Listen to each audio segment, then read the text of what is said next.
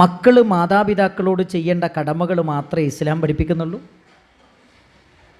മാതാപിതാക്കൾ മക്കളോട് ചെയ്യേണ്ട കടമകളൊന്നും പഠിപ്പിക്കുന്നില്ലേ? ചോദ്യം കേട്ട് സ്തബ്ധനായി നിന്നുപോയ ഉമർ ബിൻ ഖത്താബ് റളിയല്ലാഹു അൻഹു മകനോട് പറഞ്ഞു, മോനെ, ഇത് രണ്ടും പരിശുദ്ധ ഇസ്ലാം പഠിപ്പിക്കുന്നുണ്ട്. മാതാപിതാക്കൾ മക്കളോട് ചെയ്യേണ്ട കടമകളും മക്കൾ മാതാപിതാക്കളോട് ചെയ്യേണ്ട കടമകളും വളരെ വ്യക്തമായി പഠിപ്പിക്കുന്നൊരു മതത്തിൻ്റെ അനുയായികളാണ് നമ്മൾ. ഈ മകൻ്റെ രണ്ടാമത്തെ ചോദ്യം എന്താ അറിയോ? വമാഹുന്നയ അമീറുൽ മുഅ്മിനീൻ, എങ്കിൽ അമീറുൽ മുഅ്മിനീൻ ഒരു പിതാവിന് തൻ്റെ മക്കളോടുള്ള കടമകൾ എന്താണ്?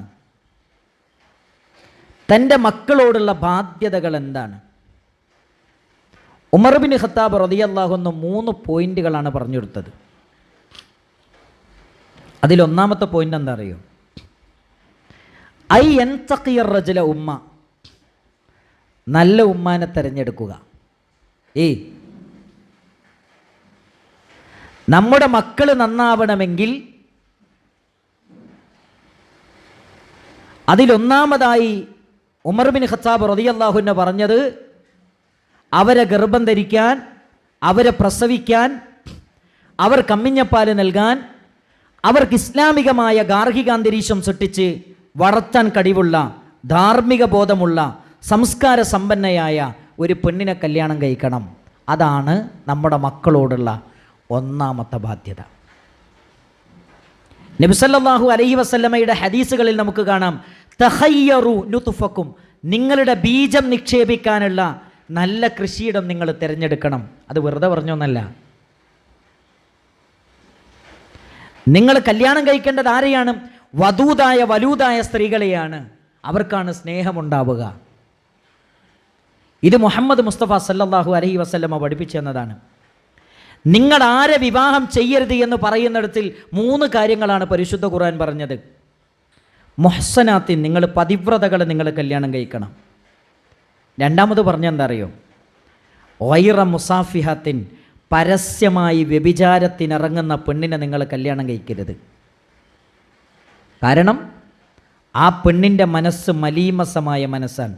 ആ മനസ്സിൻ്റെ ഉടമ നമ്മുടെ കുടുംബത്തിലേക്ക് കടന്നു വന്നാൽ നമ്മുടെ കുടുംബത്തിൻ്റെ ധാർമ്മികത അവർ ചോദ്യം ചെയ്യും. എത്ര മനോഹരമാണ് ഈ മതം! നിങ്ങൾ ആലോചിച്ചു. ആണും പെണ്ണും തൊട്ടിയുരുമ്മി പഠിച്ചാലേ പഠനം പാൽപ്പായസമാവുകയുള്ളൂ എന്ന് ചിന്തിക്കുന്നൊരു തലമുറയിലാണ് നമ്മൾ ജീവിക്കുന്നത്. എന്താ ഒന്ന് തൊട്ടാൽ, എന്താ ഒന്ന് ഉമ്മ വെച്ചാൽ, എന്താ ഒന്ന് കെട്ടിപ്പിടിച്ചാൽ ആകാശം ഇടിഞ്ഞു പൊളിഞ്ഞു പോവോ? നിങ്ങളെ മഞ്ഞ കണ്ണട നിങ്ങളൊന്ന് മാറ്റി വെച്ചാൽ മതി എന്നാണ് പുതിയ തലമുറയിലെ കുട്ടികൾ നമ്മളോട് പറയുന്നത്. അവിടെ നോക്ക്, മലപ്പുറത്ത് പരസ്യമായി സകല തോന്നിയാസങ്ങൾക്ക് നേതൃത്വം കൊടുത്തത് മുസ്ലിം കമ്മ്യൂണിറ്റിയിലെ പെൺകുട്ടികളാണ്. ഞാനതൊന്നും പറയുന്നില്ല.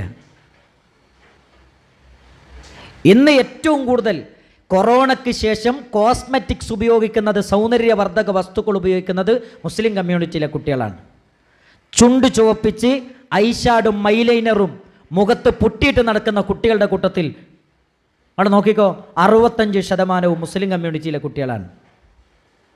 നബി സല്ലല്ലാഹു അലൈഹി വസല്ലമ പറഞ്ഞു, കുല്ലു അയ്യിനുൻ സാനിയ, ആളുകളെ കാണിക്കാൻ വേണ്ടി വേഷം ധരിക്കുന്ന പെണ്ണുങ്ങൾ അവൾ വ്യഭിചാരിണിയാണെന്നാണ് മുഹമ്മദ് റസൂലുള്ളാഹി സല്ലല്ലാഹു അലൈഹി വസല്ലം. ആൾ ആലോചിച്ച് നോക്കണം, ഗൗരവതരമായ വിഷയമാണ്. മൂന്നാമത് പറഞ്ഞെന്താ അറിയോ? മൂന്നാമത് പറഞ്ഞത്, രഹസ്യമായ കൂട്ടുകാരനെ സ്വീകരിക്കുന്നവളെ നിങ്ങൾ വിവാഹം ചെയ്യരുത്. വലമുത്തഖിദാത്തി യഖ്ദാൻ, രഹസ്യമായ കൂട്ടുകാരിയെ സ്വീകരിക്കുന്നവളെ നിങ്ങൾ കല്യാണം കഴിക്കരുത്. എന്ന് പറഞ്ഞാൽ പ്രേമമെന്ന് പേരിട്ടാലും, പ്രണയമെന്ന് പേരിട്ടാലും, ബെസ്റ്റി എന്ന് പേരിട്ടാലും, ലിവിങ് ടുഗദർ എന്ന് പേരിട്ടാലും, എന്തു പേരിട്ടാലും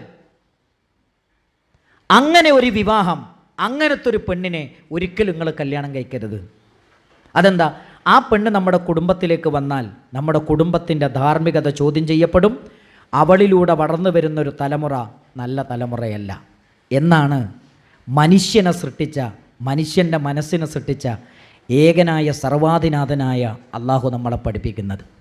അപ്പോൾ നമ്മൾ ആദ്യം മനസ്സിലാക്കേണ്ടത് നമ്മുടെ എല്ലാവരും മനസ്സിൻ്റെ ഉള്ളിലുള്ള ആഗ്രഹം എന്താ അറിയോ?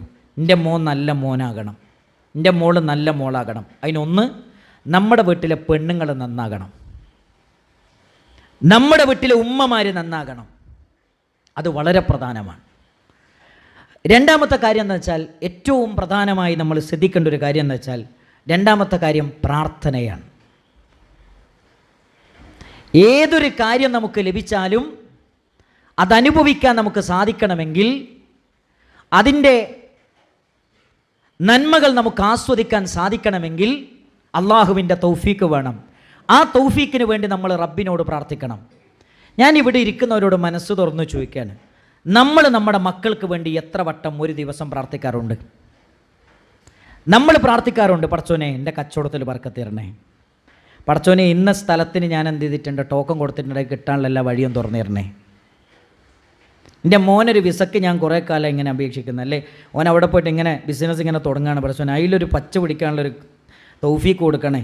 ഇങ്ങനെയല്ലാതെ പടച്ചോനെ എൻ്റെ മോനെ സ്വാലിഹാക്കണേ, പടച്ചോനെ 5 നേരം നിസ്കരിക്കുന്ന മോനാക്കണേ, 5 നേരം നിസ്കരിക്കുന്ന മോളാക്കണേ.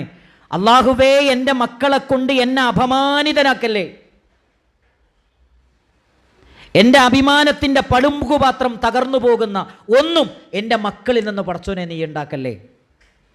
ഒന്നുമില്ലെങ്കിലും എൻ്റെ മക്കൾ 5 നേരം നിസ്കരിക്കുന്ന, ഖുർആൻ ഓതുന്ന, വാപ്പക്കും ഉമ്മക്കും മനസ്സിന് സമാധാനം പകരുന്ന, ആദർശത്തിൽ എൻ്റെ കൂടെയുണ്ട് എന്ന് ആത്മവിശ്വാസത്തോടെ നെടുവീർപ്പോടുകൂടി മരിക്കാൻ പറ്റുന്ന രൂപത്തിലുള്ള മക്കളെ പടച്ചോനെ എനിക്ക് തരണേ. നമ്മളിൽ എത്ര പേര് നമ്മൾ പ്രാർത്ഥിക്കാറുണ്ട്? മുഹമ്മദ് റസൂലുള്ളാഹി സ്വല്ലല്ലാഹു അലൈഹി വസല്ലമ പറയുന്നുണ്ട്, അല്ലാഹു സുബ്ഹാനഹു വ തആല തട്ടിക്കളയാത്ത ചില പ്രാർത്ഥനകളുണ്ട്. അതിലൊന്ന് പ്രിയപ്പെട്ട ഉമ്മയുടെ പ്രാർത്ഥനയാണ്. അതൊരിക്കലും അള്ളാഹു തട്ടിക്കളയുകയില്ല. അതുകൊണ്ട് പ്രിയപ്പെട്ട ഉമ്മമാരെ, മനസ്സറിഞ്ഞ് നമ്മൾ റബ്ബിനോട് പ്രാർത്ഥിക്കണം. റബ്ബനാ ഹബ് ലനാ മിൻ അസ്വാജിനാ വദുർരിയാതിനാ ഖുറത അഅ്യുൻ വജ്അൽനാ ലിൽ മുത്തഖീന ഇമാമ. സുബ്ഹാനല്ലാഹ്. നിങ്ങൾ മനസ്സറിഞ്ഞിട്ട് പ്രാർത്ഥിക്കലുണ്ടോ? പടച്ചോനെ എൻ്റെ മക്കളെ മുത്തഖീങ്ങളുടെ ഇമാമാക്കണേ, പടച്ചോനെ എൻ്റെ മക്കളെ മുത്തഖീങ്ങളുടെ ഇമാമാക്കണേ എന്ന് പ്രാർത്ഥിക്കാൻ നമുക്ക് സാധിക്കാറുണ്ടോ? പ്രിയപ്പെട്ടവരെ, നമ്മൾ ആലോചിക്കേണ്ട ഒരു കാര്യമാണ്. നാട്ടിലെ സകല സോനിവാസികളുടെയും ഇമാമാക്കാനല്ല നമ്മൾ പ്രാർത്ഥിക്കേണ്ടത്, നാട്ടിലെ മുത്തഖികളുടെ ഇമാമാക്കാനാണ് നമ്മൾ പ്രാർത്ഥിക്കേണ്ടത്. നാട്ടിലെ സകല സോനിവാസങ്ങൾക്ക് നേതൃത്വം കൊടുക്കുന്നവരുടെ കൂട്ടത്തിലല്ല നമ്മുടെ മക്കൾ ഉണ്ടാകേണ്ടത്. ധർമ്മത്തിൻ്റെ, സംസ്കാരത്തിൻ്റെ, നന്മയുടെ, ദീനിൻ്റെ, അള്ളാഹുവിനെ ഇഷ്ടപ്പെട്ട മാർഗത്തിലാണ് നമ്മുടെ മക്കൾ ഉണ്ടാകേണ്ടത്. അതിനാണ് നമ്മൾ പ്രാർത്ഥിക്കേണ്ടത്. അതുകൊണ്ട് പ്രാർത്ഥന ഒരിക്കലും മറന്നു പോകരുത്. റസൂലുള്ളാഹി സ്വല്ലല്ലാഹു അലൈഹി വസല്ലം ഒരു കാര്യം കൂടെ നമ്മളെ പഠിപ്പിച്ചു തന്നു. ഒരിക്കലും പ്രിയപ്പെട്ട ഉമ്മമാരെ, മക്കൾക്കെതിരെ നിങ്ങൾ ദുആ ചെയ്യരുതേ. ചില ഉമ്മമാരങ്ങനെയാണ്. ദേഷ്യം പിടിച്ച അപ്പം എന്ത് ചെയ്യുമെന്നറിയോ? ശപിച്ചു പറയും. ദേഷ്യം പിടിച്ച അപ്പം ശപിച്ച് പറയും, ഇജൊന്നും ഒരിക്കലും നന്നാവില്ലടി എന്ന് പറയും. ഇജൊന്നും ഒരിക്കലും ഗുണം പിടിക്കില്ല എന്ന് പറയും. ഒരിക്കലും നമ്മൾ അങ്ങനെ പറയാൻ പാടില്ല. നബി സല്ലല്ലാഹു അലൈഹി വസല്ലമ പ്രത്യേകം പറഞ്ഞു, ഒരിക്കലും നിങ്ങളുടെ മക്കൾക്കെതിരെ നിങ്ങൾ ദുആ ചെയ്യരുത് എന്ന് മുഹമ്മദ് റസൂലുള്ളാഹി സല്ലല്ലാഹു അലൈഹി വസല്ലം. ഇന്നത്തെ കാലത്ത് ചിലപ്പോൾ എന്താ അറിയോ, ചില മക്കളീർത്തുന്നുള്ള സമീപനങ്ങളൊക്കെ കാണുമ്പം ചിലപ്പോൾ നമുക്ക് ദുആ ചെയ്യാനൊക്കെ തോന്നും. ഞാൻ ചെറിയൊരു അനുഭവം നിങ്ങളോട് പങ്കുവെക്കാം. ഞങ്ങളെ പള്ളിയിൽ ഖിയാമുൽ ലൈൽ നിസ്കരിക്കാൻ വേണ്ടി ഒരു കുടുംബം വന്നു. ഒരുപാട് കുടുംബങ്ങൾ വരുന്നതാണ്. അങ്ങനെ യക്ഷനസ്കാരത്തിനാണ് വന്നത്. അങ്ങനെ വന്ന് യക്ഷനസ്കാരമൊക്കെ കഴിഞ്ഞ് അവർ ഇരുന്ന് ഖുർആൻ ഓതുകയാണ്. ഏകദേശം ഒരു 11:45, 12 മണിയായപ്പോൾ എന്ത് ചെയ്യാണ്, ഭാര്യ വിളിക്കുകയാണ് ഭർത്താവിന്. മോളെ കാണാനില്ല. പാപ്പ ബേജാറായി, ഉമ്മ ബേജാറായി. +1 പഠിക്കുന്ന മോളാണ്. പള്ളി മുഴുവൻ തിരഞ്ഞു, പള്ളി കോമ്പൗണ്ട് തിരഞ്ഞു, അവിടെ വലിയൊരു സ്ഥാപനമുണ്ട്, സ്ഥാപനം ഫുള്ള് തിരഞ്ഞു, എവിടെയില്ല. അവസാനം CCTV പരിശോധിച്ചപ്പോൾ ഒരു 11:45, 12 മണിക്ക് ഒരു ചെക്കൻ്റെ കൂടെ ബൈക്കുമ്മ കയറി പോയിട്ടുണ്ട്. നമ്മളൊന്ന് ആലോചിച്ചു. ഖിയാമുൽ ലൈൽ തുടങ്ങുന്നതിൻ്റെ അരമണിക്കൂർ മുമ്പ് കുട്ടി തിരിച്ചെത്തി. വാപ്പൊന്നും മിണ്ടില്ല. ഖിയാമുൽ ലൈൽ കഴിഞ്ഞ്, അത്തായം കഴിഞ്ഞ്, സുബഹിസ്കാരം കഴിഞ്ഞ് വീട്ടിലെത്തിയപ്പോൾ മോളോട് ചോദിച്ചു, മോൾ എവിടെയാണ് പോയത്? ആൾ പറഞ്ഞു, ഞാൻ എവിടെയും പോയിട്ടില്ല. വാപ്പം ഫോൺ ഓപ്പൺ ചെയ്തിട്ട് CCTV ദൃശ്യങ്ങൾ മോക്ക് കാണിച്ചു കൊടുത്തു. ഇതാ ഇവൻ്റെ കൂടെ എവിടെയാണ് പോയത്, ഇതാരാണ്? മകള് തല താഴ്ത്തി. ബാപ്പ കൊടുത്തു അടി, അടി അടിച്ചു. ആ ബാപ്പ മിമ്പറിൻ്റെ ചുവട്ടിലിരുന്നിട്ട് എൻ്റെ കൈ പിടിച്ചിട്ട് ബാപ്പ പറയാണ്, ആരിസ് മൗലവി, റമദാനിലെ അവസാനത്തെ 10 ദിവസം ഉണ്ടല്ലോ, തിരൂരിലെ ജയിലിലായിരുന്നു ഞാൻ. 10 മണിക്ക് എൻ്റെ വീട്ടിൻ്റെ മുമ്പിൽ പോലീസ് ജീപ്പ് വന്ന് എന്നെ പിടിച്ചുകൊണ്ടുപോയി. എന്നെ ജയിലിലാക്കിയത് ആരാന്നറിയോ? എൻ്റെ മോളാണ്. അതാണ് ഞാൻ പറയുന്നത്. ഒരു കമ്മിറ്റ്മെൻറ്റും ഇല്ലാത്തൊരു തലമുറയാണ് വളർന്നു വരുന്നത്. ഇവരെങ്ങനെ നന്നാക്കാൻ നമ്മൾ പഠിക്കുന്നത്. അതിലൊന്ന് പറഞ്ഞത് നല്ല ഉമ്മമാരാണ് നമുക്ക് വേണ്ടത്, ദീനുള്ള ഉമ്മമാരാണ് വേണ്ടത്. രണ്ടാമത് പറഞ്ഞത് മനസ്സറിഞ്ഞുള്ള പ്രാർത്ഥനയാണ് വേണ്ടത്. പടച്ചോൻ്റെ തൗഫീക്കില്ലേ എന്താ നമുക്ക് നടക്കാൻ പറ്റുക? നിങ്ങൾ നോക്ക്, രാവിലെ ഞാനും നിങ്ങളും പ്രാർത്ഥിക്കുന്നത് എന്താ? യാ ഹയ്യു യാ ഖയ്യൂം ബിറഹ്മതിക അസ്തഗീസ് വഅസ്ലിഹ് ലി ശഅനി കുല്ല വലാ തകിൽനി ഇലാ നഫ്സി തറഫത ഐൻ. യാ ഹയ്യു യാ ഖയ്യൂം, എല്ലാം നിയന്ത്രിക്കുന്ന എന്നൊന്നും ജീവിക്കുന്ന അല്ലാഹുവേ, ബിറഹ്മതിക അസ്തഗീസ്, നിന്റെ റഹ്മത്ത് കൊണ്ട് ഞാനിതാ നിന്നോട് സഹായം തേടുന്നു. വലാ തകിൽനി ഇലാ നഫ്സി തറഫത ഐൻ, ഒരു കണ്ണിമ വെട്ടുന്ന സമയം പോലും പടച്ചോനെ എന്നിലേക്ക് ഏൽപ്പിക്കല്ലേ. ഞമ്മക്ക് നമ്മളെ നോക്കാൻ പറ്റൂല. പടച്ചോൻ്റെ തൗഫീക്കും പടച്ചോൻ്റെ സഹായം ഇല്ലാതെ ഒരു സെക്കൻഡ് പോലും നമുക്ക് അവിടെ ജീവിക്കാൻ പറ്റില്ല. ഞാൻ 4 ആഴ്ച മുമ്പ് മിമ്പറിൻ്റെ മുകളിൽ കയറാൻ നിൽക്കുകയാണ്. അപ്പോഴാണ് എൻ്റെ തിരൂരിലുള്ള പ്രിയപ്പെട്ട സുഹൃത്ത് ഷമീർക്ക വന്നിട്ട് പറഞ്ഞു, കേരള ഉസ്താദ് ഒരു കാര്യം പറയാനുണ്ടെന്ന് പറഞ്ഞു. അപ്പം ഞാൻ ചോദിച്ചു, എന്താണ് ഷമീർക്കാന്ന് ചോദിച്ചു. എന്നോട് പറഞ്ഞു, പിന്നെ എൻ്റെ പെങ്ങളെ മോക്ക് ചെറിയൊരു പ്രശ്നമുണ്ട്, നിങ്ങളൊന്ന് ദുആ ചെയ്യണം. ഞാൻ ചോദിച്ചു, എന്താണ്? ക്യാൻസറായിരുന്നു. അപ്പോൾ കീമോ കൊടുത്തിട്ട് അതിൻ്റെ സൈഡ് എഫക്റ്റ് അവരുടെ അന്നനാളം ചുരുങ്ങിപ്പോയി. നിങ്ങൾ ആലോചിച്ച് നോക്കണം, കീമോ കൊടുത്തതിൻ്റെ പേരിൽ അന്നനാളം ചുരുങ്ങിപ്പോയി. അന്നനാളം ചുരുങ്ങിപ്പോയി എന്ന് പറഞ്ഞാൽ ചെറിയ സംഗതിയല്ല. 1 ഗ്ലാസ് ജ്യൂസ് അടിച്ച കഞ്ഞി കുടിക്കണമെങ്കിൽ 1.5 മണിക്കൂർ ടൈം വേണം. അപ്പം ഞാനും നിങ്ങളും ഭക്ഷണം കഴിക്കുമ്പോൾ എന്താ പറയണത്? ബിസ്മില്ല. ഭക്ഷണം കഴിച്ച് കഴിഞ്ഞിട്ട് എന്താ പറയണത്? അൽഹംദുലില്ലാ. 1 വട്ടം പറഞ്ഞാൽ മതിയോ അൽഹംദുലില്ലാ? അന്നനാളൊന്ന് ചുരുങ്ങിപ്പോയപ്പോൾ 1 ഗ്ലാസ് ജ്യൂസ് അടിച്ച കഞ്ഞി വയറ്റിലേക്ക് എത്തണമെങ്കിൽ 1.5 മണിക്കൂറാണ്. ഡോക്ടർ പറഞ്ഞു, ശരി, അന്നനാളവുമായി ബന്ധപ്പെട്ടൊരു മേജർ സർജറി നടത്തണം. പക്ഷെ ഒരു കാര്യമുണ്ട്, നിങ്ങൾക്ക് സംസാരിക്കാൻ പറ്റൂല, സംസാരശേഷി നഷ്ടപ്പെടും. ആ പെൺകുട്ടിയെ ഡോക്ടറുടെ മുന്നിൽ പൊട്ടി അങ്ങോട്ട് കരഞ്ഞു. ആ പെൺകുട്ടി പറഞ്ഞെന്തറിയോ? എനിക്ക് സംസാരിക്കാൻ പറ്റിയില്ലെങ്കിൽ കുഴപ്പമില്ല, എനിക്ക് ഭക്ഷണം കഴിക്കാതാകുമ്പോൾ ഞാൻ എന്ത് ചെയ്യും? വിശന്നും മരിച്ചു, എനിക്ക് കഴിയണില്ല. നിങ്ങളൊന്ന് ആലോചിച്ച് നോക്ക്, ഞാനും നിങ്ങളൊക്കെ എത്ര നേരം ഭക്ഷണം കഴിക്കുന്നത്? എത്ര നേരം നമ്മൾ ഭക്ഷണം കഴിക്കുന്നത് അല്ലേ? ഇതൊന്നും പറ്റാത്ത 100 കണക്കിന് മനുഷ്യന്മാർ ഇവിടെ ഉണ്ട്.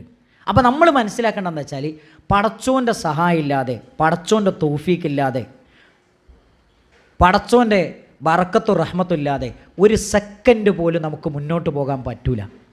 അത് നമ്മൾ മനസ്സിലാക്കണം. അത് മനസ്സിലാക്കിയില്ലേ അപകടകരമാണ്. അതുകൊണ്ട് എപ്പോഴും അള്ളാഹുവിനോട് പ്രാർത്ഥിക്കുന്ന ഒരവസ്ഥ നമുക്കുണ്ടാകണം. മൂന്നാമത്തൊരു കാര്യം എനിക്ക് പറയാനുള്ളത്, ഒരു കുട്ടി ജനിച്ചു കഴിഞ്ഞാൽ ശരിക്കും മനസ്സിലാക്കേണ്ട ഒരു പോയിൻ്റാണ്. 6 മാസത്തിൻ്റെയും 3 വയസ്സിൻ്റെ ഇടയിലുള്ള സമയമാണ് ഏറ്റവും കൂടുതൽ നമ്മുടെ മക്കളെ നമ്മൾ കെയർ ചെയ്യേണ്ടത്. കാരണം എന്താ അറിയോ? കുട്ടികളുടെ തലച്ചോറിൽ ന്യൂറോണുകളാണുള്ളത്. ഈ ന്യൂറോണുകൾ പരസ്പരം ചേരുന്ന സ്ഥലത്തിന് പറയുന്ന പേരാണ് സിനാപ്സുകൾ. ഈ സിനാപ്സുകളിലാണ് ഒരു മനുഷ്യൻ്റെ ജീവിതത്തിൽ ആവശ്യമായ അടിസ്ഥാന വിവരങ്ങൾ ശേഖരിക്കുന്നത്. ആ സമയത്ത് കുട്ടി എന്താണോ കാണുന്നത്, എന്താണോ കേൾക്കുന്നത്, എന്തിനാണോ സാക്ഷ്യം വഹിക്കുന്നത്, അതായിരിക്കും ഭാവിയിലെ ഈ കുട്ടി. നിങ്ങൾ നോക്ക്, ഡോക്ടറുടെ കുട്ടി ഡോക്ടറാവുന്നു, അധ്യാപകൻ്റെ കുട്ടി അധ്യാപകനാകുന്നു. നല്ല എഡ്യൂക്കേഷനുള്ള കുടുംബത്തിലുള്ള ആൾക്കാരൊക്കെ എന്ത് ചെയ്യുന്നു? എഡ്യൂക്കേഷൻ ഫീൽഡിൽ ഫേമസ് ആയി പോകുന്നു. അതെന്താ? അവർ കാണുന്നതും കേൾക്കുന്നതും പരിചയിക്കുന്നതും അനുഭവിക്കുന്നതുമൊക്കെ പഠിക്കുന്നതും വായിക്കുന്നതും മനനം ചെയ്യുന്നതും ചിന്തിക്കുന്നതും ഗവേഷണം നടത്തുന്നതുമാണ്. അപ്പോൾ നമ്മൾ മനസ്സിലാക്കേണ്ട ഒരു കാര്യം എന്ന് വെച്ചാൽ, ഈ സമയത്ത് ചെറിയ പ്രായത്ത് കുട്ടികൾ എന്താണോ കാണുന്നത്, എന്താണോ കേൾക്കുന്നത്, എന്തിനാണോ സാക്ഷ്യം വഹിക്കുന്നത് അത് ഗൗരവതരമാണ്. അവർ നല്ലതേ കാണാവൂ, അവർ നല്ലതേ കാണാവൂ, അവർ നല്ലതേ കേൾക്കാവൂ, അവർ നല്ലതിനെ സാക്ഷ്യം വഹിക്കാവൂ. എനിക്ക് അത്ഭുതം തോന്നിയൊരു കാര്യം എന്താ പറയുക, ഞാൻ എൻ്റെ ഒരു സുഹൃത്തിൻ്റെ വീട്ടിൽ പോയി. അങ്ങനെ കോളിംഗ് ബെല്ലടിച്ച് ഡോർ ഓപ്പൺ ചെയ്തു. ഭാര്യയാണ്. ഞാൻ ചോദിച്ചു, ഇവനെവിടെ, എൻ്റെ സുഹൃത്ത് എവിടെയെന്ന് വെച്ചു. റഫീഖ് എവിടെയെന്ന് വെച്ചു. കാക്ക കുളിക്കുകയാണെന്നാണ്.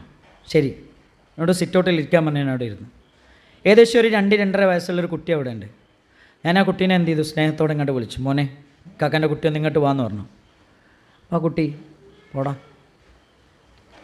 ഇങ്ങോട്ട് കാക്കൻ്റെ കുട്ടി ഇങ്ങോട്ട് വാന്ന് പറഞ്ഞപ്പോൾ ആ കുട്ടി എന്നോട് പോടാന്ന് പറഞ്ഞു. എനിക്ക് ഭയങ്കര സങ്കടം വന്നു.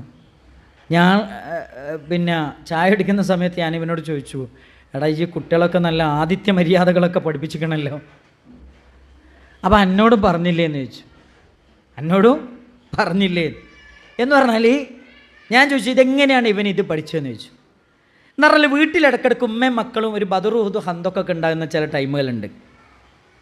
വീട്ടിൽ ബദറുഹുദ് ഹന്തൊക്കെ ഉണ്ടാകുന്ന ടൈം അതേതാണെന്നറിയോ? രാവിലെ. ഏത്? സുബൈസ്കാരം കഴിഞ്ഞാൽ 5:20 ഇപ്പോൾ ബാങ്ക്, 5:25 ഇപ്പോൾ ജമാഅത്ത്, 5:05 തോന്നുന്നു ബാങ്ക്, എൻ്റെ ഓർമ്മയിൽ. അപ്പോൾ സുബൈസ്കാരം കഴിഞ്ഞാൽ അടുക്കള കയറി 6 മണിക്കാണ്. ഒരു അരമണിക്കൂർ എന്തായാലും സമയമുണ്ട്. അപ്പോൾ എന്ത് ചെയ്യുന്ന വെച്ചാൽ നമ്മൾ ഉമ്മമാരെ നല്ല ക്ഷീണിച്ച് അവശരായിട്ട് ചിലപ്പോൾ രാത്രി കുറേ വൈകിട്ടുണ്ടാവും ഒരു കിടക്കാൻ. ഓല എന്ത് ചെയ്യുന്ന വെച്ചാൽ ഒരു അരമണിക്കൂർ കിടക്കും, അലാറം വെച്ചിട്ടാണ് കിടക്കുക. ഈ അരമണിക്കൂർ കിടക്കുക എന്നുള്ളത് ചിലപ്പോൾ എന്ത് ചെയ്യുന്ന 1 മണിക്കൂറായി പോകും. ഓലെ പറഞ്ഞിട്ട് കുറ്റം പറഞ്ഞിട്ട് കാര്യമില്ല. ഉറങ്ങിപ്പോയി കഴിഞ്ഞാൽ ചിലപ്പോൾ എന്ത് ചെയ്യുന്നറിയോ, 7 മണിക്കായിരിക്കും എന്തിട്ടുണ്ടാകുക, 7 മണിക്കായിരിക്കും എണീറ്റിട്ടുണ്ടാകുക. 6:30 എണീക്കേണ്ടത് 7 മണിക്കായിരിക്കും. 8 മണിക്ക് ഒരുത്തൻ്റെ വണ്ടി വരും, 8:30 മണിക്ക് വേറൊരാളെ വണ്ടി വരും. എന്തൊക്കെ വേണം? രാവിലത്തെ കടി വേണം, അതിന് കറി വേണം, കുട്ടികൾക്ക് സ്നാക്സ് വേണം, കുട്ടികളെ യൂണിഫോം അയൺ ചെയ്യണം. ഈ സാധനങ്ങളൊക്കെ എന്ത് ചെയ്യണം?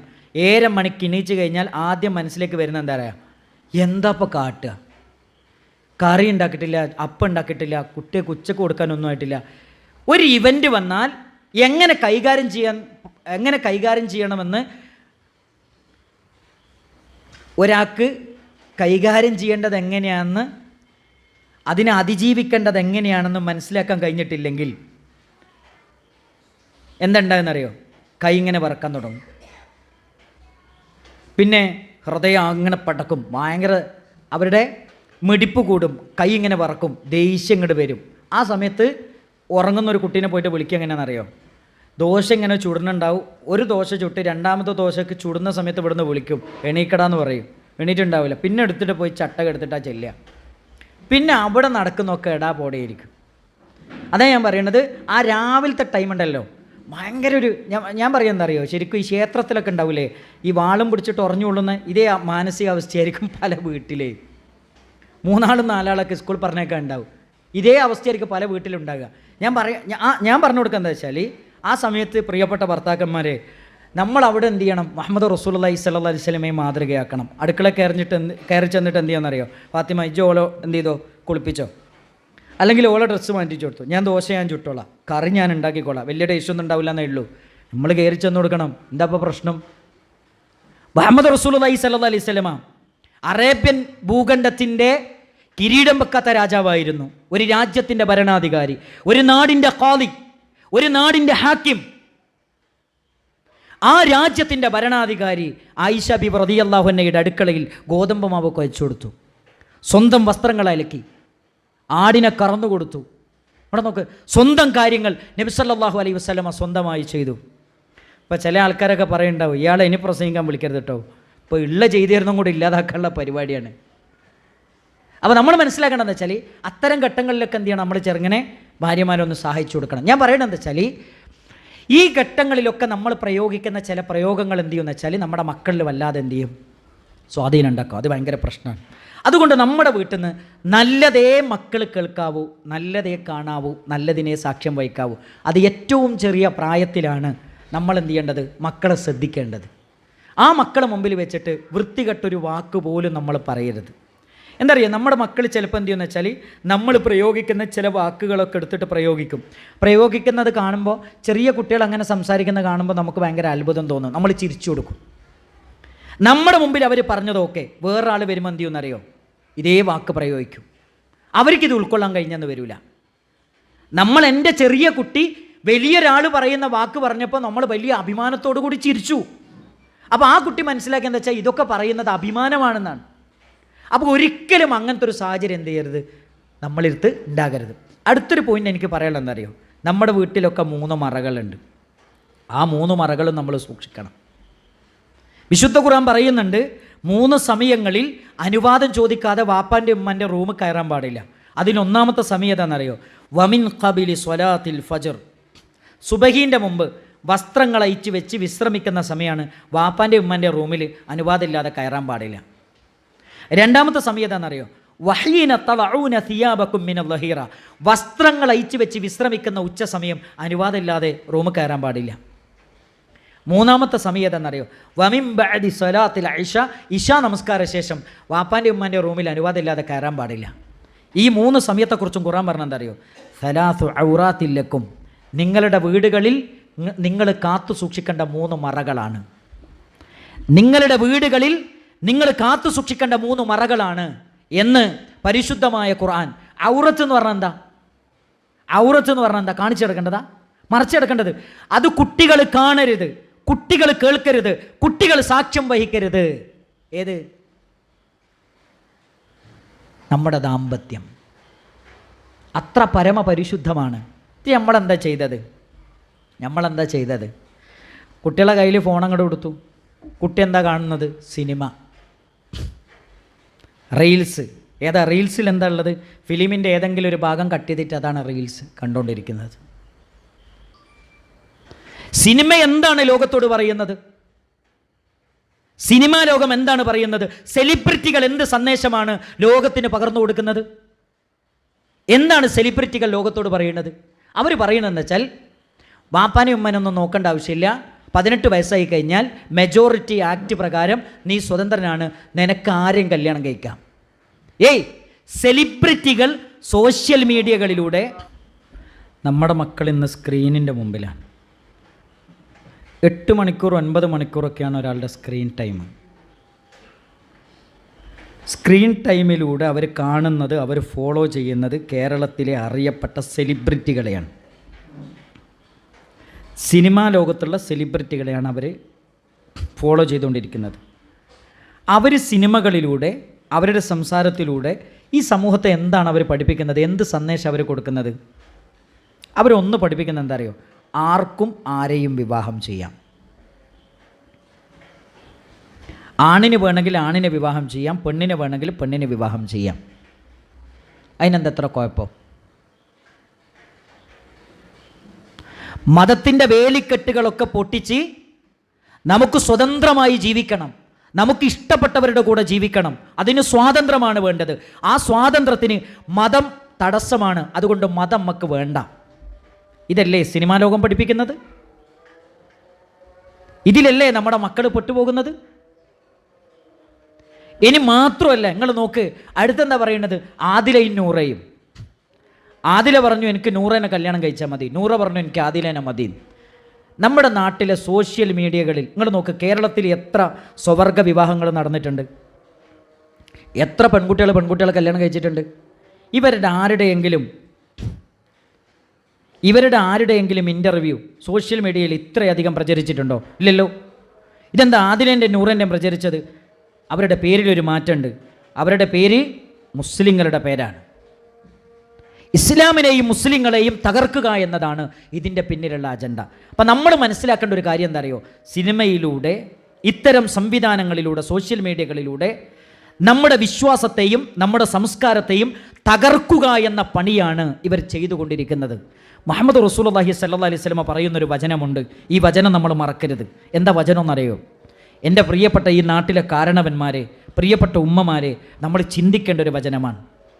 6 കാര്യങ്ങൾ എൻ്റെ ഉമ്മത്തിൽ നിയമവിധേയമായി കഴിഞ്ഞാൽ ഫഅലൈഹിമിദ്ദിമാർ, അതിശക്തമായ റബ്ബിൻ്റെ പരീക്ഷണം നിങ്ങൾക്ക് വരും.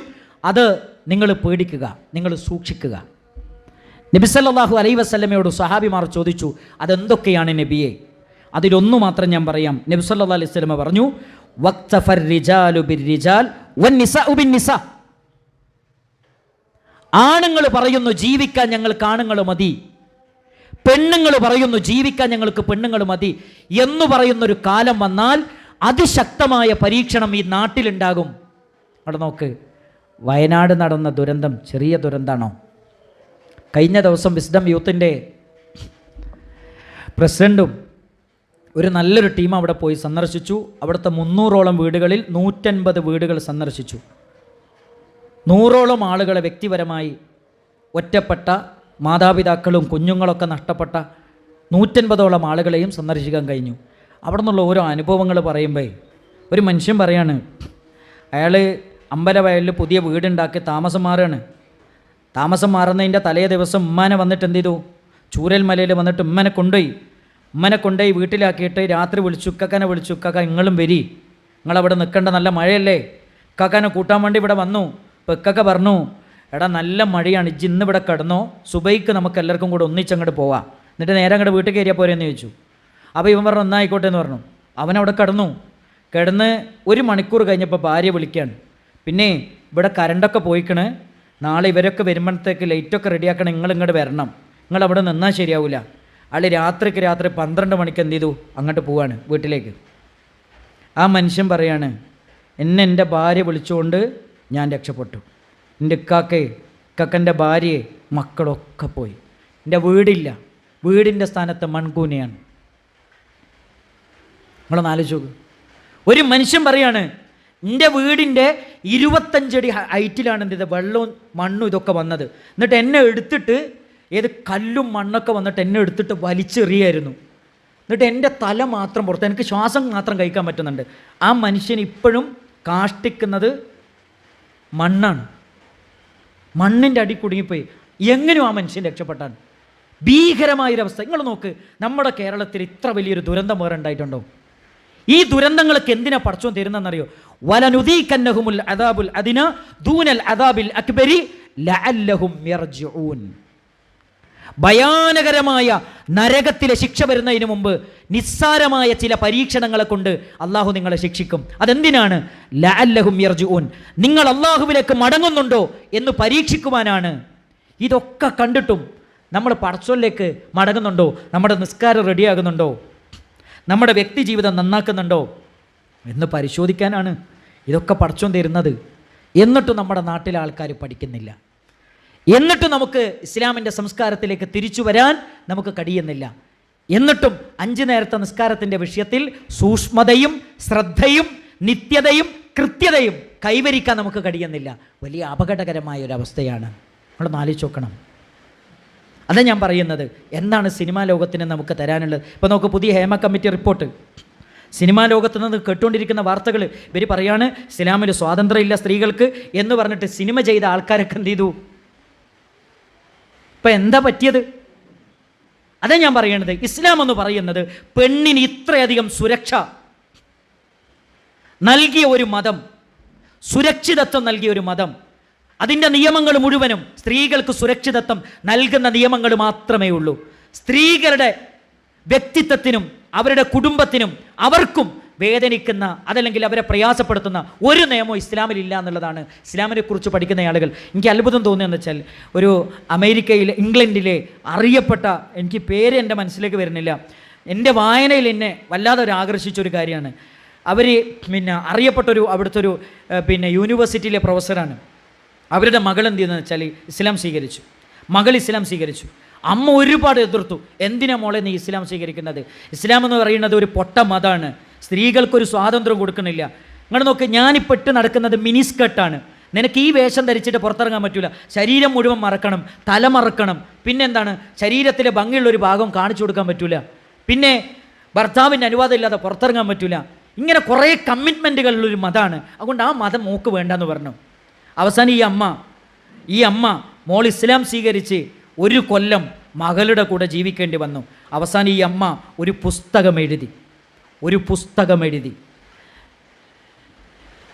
ഞാൻ വായിച്ച ഇസ്ലാമല്ല എൻ്റെ മകളിലൂടെ ഞാൻ അറിഞ്ഞത്. ആ ഇസ്ലാം എന്നത് അവൾ പഠിക്കുന്നതിനനുസരിച്ച് ഓരോ ദിവസവും വൃത്തിയും വെടുപ്പുമുള്ള ഒരു പെണ്ണായി മാറിക്കൊണ്ടിരിക്കുകയായിരുന്നു. ഒരമ്മ പറയാൻ, എൻ്റെ മോള് ഇസ്ലാം എന്ന മതത്തിലൂടെ ഇങ്ങനെ ജീവിച്ചപ്പോൾ ഓരോ ദിവസവും ഞാൻ അവളെ കാണുമ്പോൾ ഓരോ ദിവസവും അവളുടെ വൃത്തിയും വെടുപ്പും വർദ്ധിക്കുകയായിരുന്നു. ഓരോ ദിവസവും മുസ്ലിം അല്ലാത്ത എന്നോടുള്ള സ്നേഹം അവൾക്ക് വർദ്ധിക്കുകയായിരുന്നു. എനിക്ക് മനസ്സിലായി, ഈ മതം എന്തല്ല, സ്ത്രീകളുടെ അവകാശങ്ങളെ ധ്വംസിക്കുന്ന മതമല്ല, സ്ത്രീകളുടെ അവകാശങ്ങൾ സംരക്ഷിക്കുന്ന മതമാണെന്ന് എനിക്ക് മനസ്സിലായി. അപ്പോൾ നമ്മൾ മനസ്സിലാക്കണം എന്താ വെച്ചാൽ, എൻ്റെ പ്രിയപ്പെട്ട രക്ഷിതാക്കളോട് നമ്മുടെ മക്കൾ അവർ ഉപയോഗിക്കുന്ന, അവരെന്ത് കാണുന്നു, എന്ത് കേൾക്കുന്നു എന്നത് വളരെ ഗൗരവതരമാണ്. ഇനി മാത്രമല്ല, നിങ്ങൾ നോക്കേണ്ട ഒരു കാര്യം എന്താ പറയുക, ഇപ്പോൾ കേരളത്തിൽ നിന്നല്ല നമ്മുടെ ലോകത്ത് ഏറ്റവും കൂടുതൽ ഡിപ്രഷൻ അനുഭവിക്കുന്നത് ആരാന്നറിയോ? പ്രത്യേകിച്ച് നമ്മുടെ വളർന്നു വരുന്ന തലമുറയിലെ ഇൻസ്റ്റഗ്രാം ഉപയോഗിക്കുന്ന കുട്ടികളിലാണ് ഏറ്റവും കൂടുതൽ ഡിപ്രഷൻ, വിഷാദ രോഗം നമ്മൾ കണ്ടുകൊണ്ടിരിക്കുന്നത്. അതിനേറ്റവും പ്രധാനമായി പറയുന്നൊരു പോയിൻ്റ് എന്നറിയോ? ഇപ്പോൾ ഒരു കുട്ടി ഇൻസ്റ്റഗ്രാമിൽ എന്ത് ചെയ്തു, ഒരു ഫോട്ടോ എന്ത് ചെയ്തു, പോസ്റ്റ് ചെയ്തു. ഇൻസ്റ്റഗ്രാമിൽ ഒരു ഫോട്ടോ എന്ത് ചെയ്തു, പോസ്റ്റ് ചെയ്ത് കഴിഞ്ഞിട്ട് ഒരു 6 മണിക്കൂർ 7 മണിക്കൂറൊക്കെ കഴിഞ്ഞിട്ട് അവനിങ്ങനെ നോക്കും, എത്ര ലൈക്ക് ഉണ്ടെന്ന് നോക്കും. ലൈക്ക് ഉണ്ടെന്ന് നോക്കിയിട്ട് അവൻ ആകെ കാണാണെന്ത്, 4 ലൈക്കേ ഉള്ളൂ 6 മണിക്കൂറായിട്ട്. അതെന്ത് ചെയ്യുന്നറിയോ? മാനസികമായി ആ കുട്ടീനെ അത് തളർത്തിക്കളിയുന്ന. അങ്ങനെയാണ് നമ്മുടെ മക്കൾ ഡിപ്രഷനിലേക്ക് പോകുന്നതെന്നാണ്. കേരളത്തിലെ കുട്ടികളിലുള്ള ആത്മഹത്യയുടെ പിന്നിലുള്ള പ്രശ്നങ്ങളെക്കുറിച്ച് ഒരു പഠനം നടത്തിയപ്പോൾ അതിൽ നമ്മെ നിയമപാലകർ ബോധ്യപ്പെടുത്തുന്ന ഒരു വസ്തുതയുണ്ട്. ഇൻസ്റ്റഗ്രാമിലെ ചില പ്രത്യേക പേജുകൾ ഫോളോ ചെയ്യുന്നവരാണ് ഈ ആത്മഹത്യ ചെയ്ത കുട്ടികളിലധികവും. അവിടെ നിന്ന് ആലോചിച്ചു. അപ്പോൾ നമ്മുടെ മക്കൾ സോഷ്യൽ മീഡിയയിലൂടെ എന്താണ് കാണുന്നത്, എന്താണ് കേൾക്കുന്നത് എന്ന കാര്യം നമ്മൾ ശ്രദ്ധിക്കേണ്ടതുണ്ട്, നമ്മൾ സൂക്ഷിക്കേണ്ടതുണ്ട്. പ്രത്യേകിച്ച് എനിക്ക് ഉമ്മമാരോടൊക്കെ പറയാനുള്ളത്, ചെറിയ മക്കൾ മൊബൈൽ ഉപയോഗിക്കുമ്പോൾ അതിൻ്റെ കൺട്രോൾ നമ്മുടെ കയ്യിൽ വേണം. ഇപ്പോൾ ഫാമിലി ലിങ്ക് എന്ന് പറഞ്ഞൊരു സാധനമുണ്ട്. ഇപ്പം എൻ്റെ മോന് അരമണിക്കൂറും മക്കളുടെ കയ്യിൽ നമുക്ക് മൊബൈൽ സ്വതന്ത്രമായിട്ട് കൊടുക്കാം. മക്കൾ മൊബൈൽ ഇങ്ങനെ ഉപയോഗിക്കുമ്പോൾ അരമണിക്കൂറാണ് അവർക്ക് കളിക്കാൻ കൊടുത്ത ടൈം. നമ്മൾ വേറെന്തെങ്കിലും പണിയിലായിരിക്കും. 1 മണിക്കൂർ 2 മണിക്കൂർ കഴിഞ്ഞാലും നിർത്തൂല, ഉറപ്പാണ്. അരമണിക്കൂർ കഴിഞ്ഞാൽ നമുക്ക് എന്ത് ചെയ്യാൻ പറ്റുമെന്നറിയോ? നമ്മുടെ മൊബൈലിലൂടെ എന്ത് ചെയ്യാം, ഫാമിലി ലിങ്ക് വഴി നമ്മുടെ മൊബൈലിൽ നിന്ന് എന്ത് ചെയ്യാം, മോൻ്റെ മൊബൈലിൽ ലോക്ക് ചെയ്യാൻ പറ്റും. അപ്പോൾ വിളി വരും, മെച്ചി ഒരു 10 മിനിറ്റ് കൂടെ ഒന്ന് ഓപ്പൺ ചെയ്ത് തരുമോ എന്ന് ചോദിക്കും. അത് പറ്റില്ല, ഇന്ന് അരമണിക്കൂർ എങ്ങൾക്കുള്ള ഈ സമയത്ത് ലോക്ക് ചെയ്യാൻ പറ്റും. അവരേത് സൈറ്റിൽ പോകുന്നു, അവർ എന്താണോ, ഏതൊക്കെ ആഡിങ്സ് ആണോ കാണുന്നത്, അതിൽ ഏതൊക്കെ മേഖലകളിൽ പോകുന്നു എന്നൊക്കെ എന്ത് ചെയ്യാൻ പറ്റും നമുക്ക് ഇന്നത്തെ കാലത്ത് നമ്മുടെ മൊബൈലിലൂടെ എന്ത് ചെയ്യാൻ പറ്റും, ഇതൊക്കെ അറിയാനും മനസ്സിലാക്കാനൊക്കെ പറ്റും. അതുകൊണ്ട് സോഷ്യൽ മീഡിയയിലുള്ള ചില സാക്ഷരതകൾ എന്ത് ചെയ്യണം, നമ്മൾ നേടേണ്ടതുണ്ട് എന്നാണ് പ്രിയപ്പെട്ട രക്ഷിതാക്കളോട് എനിക്ക് പറയാനുള്ളത്. അത് മാത്രമല്ല, നിങ്ങൾ നോക്കേണ്ട വേറൊരു പോയിൻ്റ് എന്താ അറിയോ? ഇന്ന് സോഷ്യൽ മീഡിയയുടെ ഉപയോഗം വർദ്ധിച്ചതിനനുസരിച്ച് എന്താ നമ്മുടെ നാട്ടിൽ അടുത്തുണ്ടായൊരു പ്രശ്നം എന്താ അറിയോ? അടുത്തുണ്ടായൊരു പ്രശ്നം ഞാൻ നേരത്തെ പറഞ്ഞല്ലോ, കോസ്മെറ്റിക്സിൻ്റെ ഉപയോഗം വർദ്ധിച്ചു. ചുണ്ടു ചോപ്പിക്കാത്ത പെൺകുട്ടികൾ ഇന്ന് പുറത്തുണ്ടോ? ഐലൈനറും മൈഷാടും മുഖത്ത് പുട്ടിയിടാത്ത. എനിക്ക് അത്ഭുതം തോന്നിയ എന്താ അറിയോ? ഞാനൊരു LP സ്കൂളിൽ അധ്യാപകനാണ്. ഞാനൊരു ദിവസം KG ക്ലാസ്സിൽ ഇങ്ങനെ പോകുമ്പോൾ, KG ക്ലാസ്സിൻ്റെ സൈഡിൽ കൂടെ ഇങ്ങനെ പോകുമ്പോൾ ഒരു ചെറിയ 4 വയസ്സുള്ള ഒരു കുട്ടി, LKG പഠിക്കുന്ന ഒരു കുട്ടി, കൂടെ പഠിക്കുന്ന ഒരു കുട്ടീൻ്റെ ചുണ്ടുമലി നമ്മുടെ ഈ മെഴുകിൻ്റെ കളർ എടുത്തിട്ട് എന്ത് ചെയ്യാന്നറിയോ, ചുണ്ടിങ്ങനെ വരഞ്ഞു കൊടുക്കുകയാണ്. അപ്പോൾ ഞാൻ ചോദിച്ചു, മക്കളെ ഇതെന്താണ്?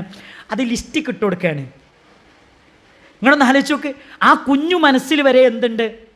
അതേ പറയുന്നത്, നമ്മുടെ മക്കളുടെ മനസ്സുകളെ എത്രത്തോളം സോഷ്യൽ മീഡിയ മലീമസമാക്കുന്നുണ്ട് എന്നതിൻ്റെ നേർക്കാഴ്ചകളാണ്, എത്രത്തോളം അവരെ സ്വാധീനം ചെലുത്തുന്നു എന്നതിൻ്റെ നേർക്കാഴ്ചകളാണ് പലപ്പോഴും നമ്മുടെ കുട്ടികളിൽ നിന്ന് നമ്മൾ കണ്ടുകൊണ്ടിരിക്കുന്ന ഇത്തരം സമീപനങ്ങൾ.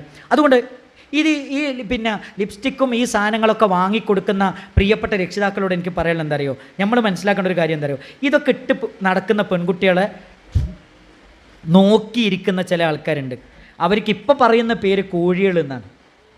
അത് ബസ് സ്റ്റാൻഡിലും ബസ് സ്റ്റോപ്പിലും റോഡ് സൈഡിലൊക്കെ ഈ ജാതി ടീം കാത്തിരിക്കുന്നുണ്ടാവും. ഓരോ പരിപാടി എന്താ അറിയോ? ഈ ജാതി പെൺകുട്ടികൾ വരുമ്പോൾ ഇങ്ങനെ നോക്കിയിരിക്കുന്നു മാത്രമല്ല, അവരെ പ്രണയം നടിച്ച് പ്രേമം നടിച്ച് വശത്താക്കി അവരുടെ ശരീരവും അവരുടെ സമ്പത്തും ഒക്കെ എന്ത് ചെയ്യും, അതൊക്കെ കവർന്നെടുത്ത് അവസാനം പഴം തിന്നിട്ട് തൊലി വലിച്ചെറിയുന്നത് പോലെ അങ്ങോട്ട് വലിച്ചെറിയും. ഇവള് വിളിക്കും, കുറച്ച് ദിവസം കഴിഞ്ഞിട്ട് ഇവരുടെ ബന്ധം ആഴത്തിലുള്ള ബന്ധമായി, അവസാനം വിളിക്കും ഇവള്, ഞാൻ പ്രഗ്നൻ്റ് ആണ്. ഓൻ അതോടുകൂടി ഫോൺ ഓഫ് ചെയ്യും. പിന്നെ എന്ത് ചെയ്തു? ഫോൺ വിളിച്ചിട്ട് എടുക്കണില്ല. ആരോട് പറയും? ഉമ്മനോട് പറയാൻ പറ്റുമോ? ബാപ്പനോട് പറയാൻ പറ്റുമോ? കുടുംബക്കാരോട് പറയാൻ പറ്റുമോ? നാട്ടുകാരോട് പറയാൻ പറ്റുമോ? എന്താ അവസാനം ഉണ്ടാകുക? ഫാനിൻ്റെ മുകളിൽ ഒരു കയറ് കെട്ടിട്ട് തൂങ്ങി അങ്ങോട്ട് മരിച്ചു. ഇങ്ങനെ എത്ര ആത്മഹത്യകളാണ് നമ്മുടെ നാട്ടിൽ നടക്കുന്നത്. അതുകൊണ്ട് ഇതൊക്കെ പിന്നെ എന്താ അറിയോ, ഇതിൻ്റെ ഒക്കെ പിന്നിലുള്ളൊരു പ്രശ്നം എന്താ അറിയോ, ചില ഉമ്മമാരുടെ ഒക്കെ മനസ്സിൽ എന്താ അറിയോ, കുട്ടികളൊക്കെ അങ്ങനെ കിട്ടുമെന്ന് നടക്കട്ടെ, എന്താ ഇപ്പം നടന്നാൽ ഞങ്ങളൊക്കെ ഇട്ട് നടന്നല്ലേ എന്നൊരു കൺസെപ്റ്റ് ആയിരിക്കും. രണ്ടാമത്തെ ഒരു കൺസെപ്റ്റ് എന്താ അറിയോ, ഇനിയിപ്പോൾ അങ്ങനെയൊക്കെ നടന്നിട്ട് ഏതെങ്കിലും ചെക്കന്മാർ നല്ല ചെക്കന്മാരെ കണ്ട് ഇഷ്ടപ്പെട്ടിട്ട് കെട്ടിക്കൊണ്ടുപോവാണെങ്കിൽ കെട്ടിക്കൊണ്ടോട്ടെ എന്നുള്ള ചിന്തയിലും ഇതൊക്കെ ഇട്ട് നടത്തിക്കുന്ന ചില രക്ഷിതാക്കൾ നമ്മുടെ കൂട്ടത്തിലുണ്ടെന്ന് പറയുമ്പോൾ ഭയങ്കര സങ്കടമാണ്. നമ്മുടെ വീട്ടിൽ നിന്ന് ഇറങ്ങിപ്പോകുന്ന ഒരു പെൺകുട്ടി ഇസ്ലാമിൻ്റെ വേഷം ധരിച്ചിട്ടാണ് അവിടെ നിന്ന് ഇറങ്ങിപ്പോകേണ്ടതെന്നുള്ള കാര്യം, അത് പ്രിയപ്പെട്ട രക്ഷിതാക്കളെ നമുക്കൊരു ഉറപ്പുണ്ടാകണം. എൻ്റെ വീട്ടിൽ നിന്ന് ഇറങ്ങിപ്പോകുന്ന പെൺകുട്ടി ഇസ്ലാമിൻ്റെ വേഷം ധരിച്ചിട്ട് ഇസ്ലാമിൻ്റെ സംസ്കാരം പാലിച്ചുകൊണ്ട് മാത്രമേ ഇവിടെ നിന്ന് ഇറങ്ങിപ്പോകുന്നുള്ളൊരു ബോധ്യം എൻ്റെ പ്രിയപ്പെട്ട രക്ഷിതാക്കളെ നമുക്കുണ്ടാകണം. ഇതൊക്കെ വാങ്ങിക്കൊടുക്കുന്ന രക്ഷിതാക്കൾ മനസ്സിലാക്കണം എന്ന് വെച്ചാൽ ഇതൊന്നും വലിയ പ്രശ്നമല്ല, ഇതൊക്കെ സമൂഹം ചെയ്യുന്നൊരു കാര്യമാണല്ലോ എന്ന് വിചാരിച്ചിട്ട് നമ്മൾ ചെയ്യുമ്പോൾ ഇതിൻ്റെയൊക്കെ അപകടങ്ങളെക്കുറിച്ച് എന്ത് ചെയ്യണം നമ്മൾ മനസ്സിലായി. ഇനി മാത്രമല്ല, ഇതൊക്കെ ഇട്ട് നടക്കുന്ന ഒരു പെൺകുട്ടീനെ കുറിച്ച് ഒരു കല്യാണ ആലോചന വന്നാൽ എന്താ ഉണ്ടാകുക? നിങ്ങളെ മക്കൾക്ക് നിങ്ങളെ മോനിക്കൊരു കല്യാണ ആലോചന വന്നു, ഇന്ന സ്ഥലത്തുള്ള ഇന്ന പെൺകുട്ടിയാണ്. അപ്പോൾ നമ്മൾ അന്വേഷിക്കുമ്പോൾ നമ്മളോട് പറയാൻ എന്താ അറിയോ, ആ ചുണ്ടൊക്കെ ചോപ്പിച്ചിട്ട് മുഖത്തെന്തൊക്കെയോ തേച്ച് പോകുന്ന ആ പെൺകുട്ടിയല്ലേ, ഓളല്ലേ നിങ്ങൾ ചോദിച്ചത്? അവിടെ തന്നെ അങ്ങനെയൊക്കെ പോകുന്ന പെൺകുട്ടി, അത് അങ്ങനെയൊക്കെ പോകുന്ന പെൺകുട്ടി വേണ്ട മോനെ, അത് നമ്മളെ കുട്ടിക്ക് വേണ്ടെന്ന് പറയും. എന്ന് പറഞ്ഞാൽ ഒരു നല്ല തറവാട്ടിൽ നിന്ന് അങ്ങനത്തെ കുട്ടിക്ക് കല്യാണം കിട്ടുമോ? ഇല്ല. അപ്പോൾ ഈ ജാതി സംസ്കാരം എന്ന് പറയുന്നത് നബി സല്ലല്ലാഹു അലൈഹി വസല്ലം പറയാണ്, ആളുകളെ കാണിക്കാൻ വേണ്ടി വേഷം ധരിക്കുന്നവർ വ്യഭിചാരിണികളാണെന്നാണ് മുഹമ്മദ് റസൂലുള്ളാഹി സ്വല്ലല്ലാഹു അലൈഹി വസല്ലം നമ്മളെ പഠിപ്പിച്ചത്. അതുകൊണ്ട് ഒരിക്കലും അത്തരമൊരു വേഷ സംവിധാനം നമ്മുടെ ജീവിതത്തിൽ ഉണ്ടാകാൻ പാടില്ല. പിന്നെ വേറൊരു കാര്യം എനിക്ക് പറയാനുള്ളത് എന്താ വെച്ചാൽ, ഇന്നത്തെ വേഷം എന്ന് പറയുന്നത് ഇസ്ലാമിൻ്റെ വേഷം നമ്മുടെ മക്കൾക്ക് നമ്മൾ പഠിപ്പിച്ചു കൊടുക്കണം, പരിശീലിപ്പിക്കണം. അത് ചെറുപ്പത്തിലേ നമ്മൾ പരിശീലിപ്പിക്കണം. ആൺകുട്ടിയുടെ വേഷമാണ് ആൺകുട്ടിക്ക് ധരിപ്പിക്കേണ്ടത്, പെൺകുട്ടീൻ്റെ വേഷമാണ് പെൺകുട്ടിക്ക് ധരിപ്പിക്കേണ്ടത്. ഒരു നിശ്ചിത പ്രായം കഴിഞ്ഞിട്ടും ആൺകുട്ടിക്ക് പെൺകുട്ടീൻ്റെ വേഷം ധരിപ്പിച്ചു കൊടുത്താൽ, പെൺകുട്ടിക്ക് ആൺകുട്ടീൻ്റെ വേഷം ധരിപ്പിച്ചു കൊടുത്താൽ ജെൻഡറിൽ സംശയം വരുമെന്നാണ്. ഞാൻ ആണാണോ പെണ്ണാണോ എന്നുള്ള സംശയം വരുമെന്നാണ്. അങ്ങനെയാണ് അവസാനം വലിയ പ്രശ്നങ്ങളിലേക്ക്, മാനസിക സംഘർഷങ്ങളിലേക്ക് അവരെ എത്തിക്കുന്നത് എന്നാണ് പഠനങ്ങൾ നമ്മളെ പഠിപ്പിക്കുന്നത്. അതുകൊണ്ട് നമ്മുടെ വീട്ടിലെ പെൺകുട്ടികളുടെ വേഷം ധരിപ്പിച്ച് നമ്മൾ ശീലിപ്പിക്കണം, ആൺകുട്ടികളുടെ വേഷം ധരിപ്പിച്ച് നമ്മൾ ശീലിപ്പിക്കണം. മാത്രമല്ല, പരിശുദ്ധ ഇസ്ലാം മുഹമ്മദ് റസൂലുള്ളാഹി സ്വല്ലല്ലാഹു അലൈഹി വസല്ലമ, അള്ളാഹുവിൻ്റെ റസൂൽ സ്വല്ലല്ലാഹു അലൈഹി വസല്ലമയോട് അള്ളാഹ് പറയുന്നൊരു വാചകമുണ്ട്, യാ അയ്യുഹൻ നബി, അള്ളാഹിൻ്റെ റസൂലെ, കുല്ലി അസ്വാജിക്, അങ്ങയുടെ ഭാര്യമാരോട് പറയണം, വബനാതിക്, അങ്ങയുടെ പെൺമക്കളോട് പറയണം. എന്താ പറയേണ്ടത്? യുദ്നീന അലൈഹിന്ന മിൻ ജലാബീബിഹിന്ന, അവരുടെ ജിൽബാബുകൾ അവരുടെ ശരീരത്തിലേക്ക് അവർ താഴ്ത്തിയിട്ട് കൊള്ളട്ടെ. എന്തിനാണത്? ദാലിക അദിന അയ്യുറഫ്ന, അത് തിരിച്ചറിയപ്പെടാനാണ്. ആളുകൾ എന്താ പറയുക? തിരിച്ചറിയപ്പെടാതിരിക്കാൻ. ആളുകൾ പറയെന്താ? ആളുകൾ അറിയില്ലല്ലോ എന്നാണ്. അള്ളാഹിൻ്റെ ഖുർആൻ പറയാണ് തിരിച്ചറിയപ്പെടാനാണ് ആ വേഷം. എന്ത് തിരിച്ചറിയാൻ? നിങ്ങൾ നോക്കണം, എന്ത് തിരിച്ചറിയാൻ? ഒരു കാമാതുരമായ നോട്ടത്തിൻ്റെ മുമ്പിൽ പതറിപ്പോന്ന പെണ്ണല്ല ഞാൻ, ഇസ്സത്തുള്ള കൂവത്തുള്ള തറവാട്ട് പറഞ്ഞ പെണ്ണാണ് എന്നാണ് ആ വേഷം ലോകത്തോട് വിളിച്ചു പറയുന്നത് എന്നാണ് പരിശുദ്ധ ഖുർആൻ നമ്മളെ പഠിപ്പിക്കുന്നത്. ദാലിക അദിന അയ്യുറഫ്ന, തിരിച്ചറിയപ്പെടാനുള്ള പെണ്ണാണ്, തിരിച്ചറിയപ്പെടാനുള്ള വേഷമാണ് ഇത്. ഇസ്സത്തിൻ്റെ വേഷമാണ് ഇത്, ഖുവ്വത്തിൻ്റെ വേഷമാണ് ഇത്, സംസ്കാരത്തിൻ്റെ വേഷമാണ് ഇത്, പാതിവൃത്യത്തിൻ്റെ വേഷമാണ് എന്ന് ലോകത്തോട് വിളിച്ചു പറയുന്നു. അടുത്ത പോയിന്റ് എന്നറിയും, ഫലാ യുദൈൻ, പീഡിപ്പിക്കപ്പെടാതിരിക്കാനും. സുപ്രീം കോടതിയിലെ അഡ്വക്കറ്റ്, അവരൊരു ഹൈന്ദവ സഹോദരിയാണ്. അവർ പറഞ്ഞെന്താ അറിയോ? ഏറ്റവും നല്ല സുരക്ഷിതമായ വേഷമെന്ന് പറയുന്നത് ഇസ്ലാമിൻ്റെ വേഷമാണ്. മുറ്റത്തെ മുല്ലക്ക് മഴയില്ല എന്ന് പറഞ്ഞതുപോലെ നമ്മുടെ കൺസെപ്റ്റ് അങ്ങനെയാണ്. ഇസ്ലാമിൻ്റെ സംസ്കാരങ്ങളും ഇസ്ലാമിൻ്റെ വേഷങ്ങളും ഒന്നും നമുക്ക് വേണ്ട. അതെപ്പോഴും നമുക്ക് വേണ്ടിയെന്നറിയോ? മരിച്ച വീട്ടിൽ പോകാൻ വേണ്ടിയിട്ട് നമുക്ക് ഇസ്ലാമിൻ്റെ വേഷം വേണം, പള്ളിയിൽ പോകാൻ ഇസ്ലാമിൻ്റെ വേഷം വേണം, കല്യാണത്തിന് പോകാൻ ഇസ്ലാമിൻ്റെ വേഷമില്ല, വിരുന്നിന് പോകാൻ ഇസ്ലാമിൻ്റെ വേഷമില്ല, മക്കളെ സ്കൂളിലെ മീറ്റിങ്ങിന് പോകാൻ ഇസ്ലാമിൻ്റെ വേഷമില്ല. എല്ലാ സ്ഥലത്തും മരിച്ച വീട്ടിൽ പോകുമ്പോൾ മാത്രമുള്ള വേഷമാണ് എന്ത്? ഇസ്ലാമിൻ്റെ വേഷം. അങ്ങനെ ഒരു കൺസെപ്റ്റ് നമ്മുടെ സമൂഹത്തിലുണ്ട്. പക്ഷെ അള്ളാഹ് പറയാൻ ഫലാ യുദൈൻ, പീഡിപ്പിക്കപ്പെടാതിരിക്കാനും ഇസ്ലാമിൻ്റെ വേഷമാണ് നമ്മൾ സ്വീകരിക്കേണ്ടത്. അതുകൊണ്ട് പ്രിയപ്പെട്ടവരെ, അത് സുരക്ഷിതത്വത്തിൻ്റെ വേഷമാണ്. അത് മക്കളെ നമ്മൾ പരിശീലിപ്പിക്കണം, അത് നമ്മൾ ശീലിപ്പിക്കണമെന്നാണ് ഈ ഒരു അവസരത്തിൽ ഓർമ്മപ്പെടുത്താനുള്ളത്. അടുത്തൊരു പോയിന്റ് എനിക്ക് പറയാനുള്ളത്, നമ്മുടെ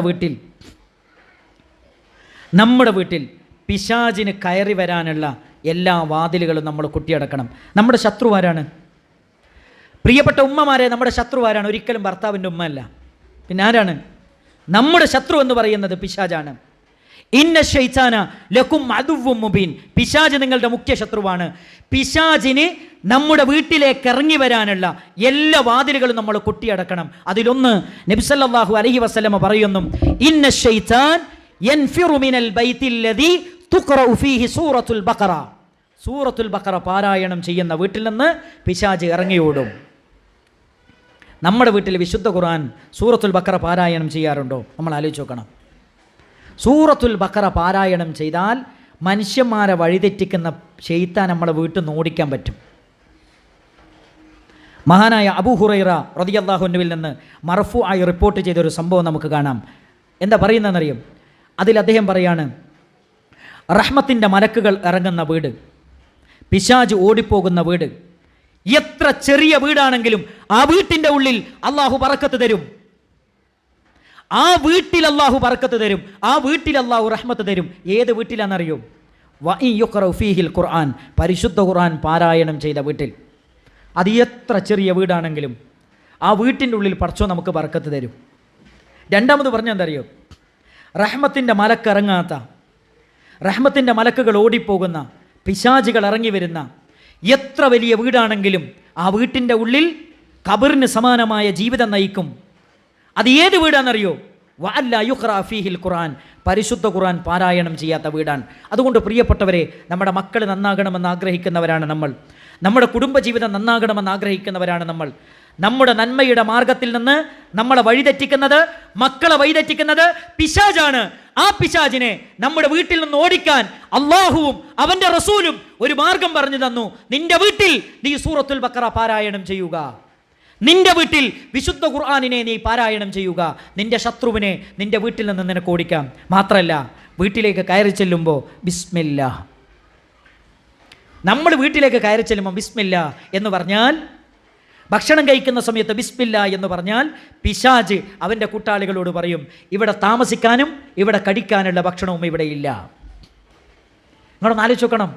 നമ്മുടെ മുഖ്യ ശത്രുവിന് ഊണും ഉറക്കവും കൊടുത്ത് നമ്മുടെ വീട്ടിൽ സംരക്ഷിക്കുന്ന രൂപമാണ് പല വീടുകളിൽ നടക്കുന്നത്. പിന്നെ എങ്ങനെയാണ് പ്രിയപ്പെട്ടവരെ നന്മയുടെ മാർഗത്തിൽ ഉറച്ചു നിൽക്കാൻ നമുക്ക് സാധിക്കുക?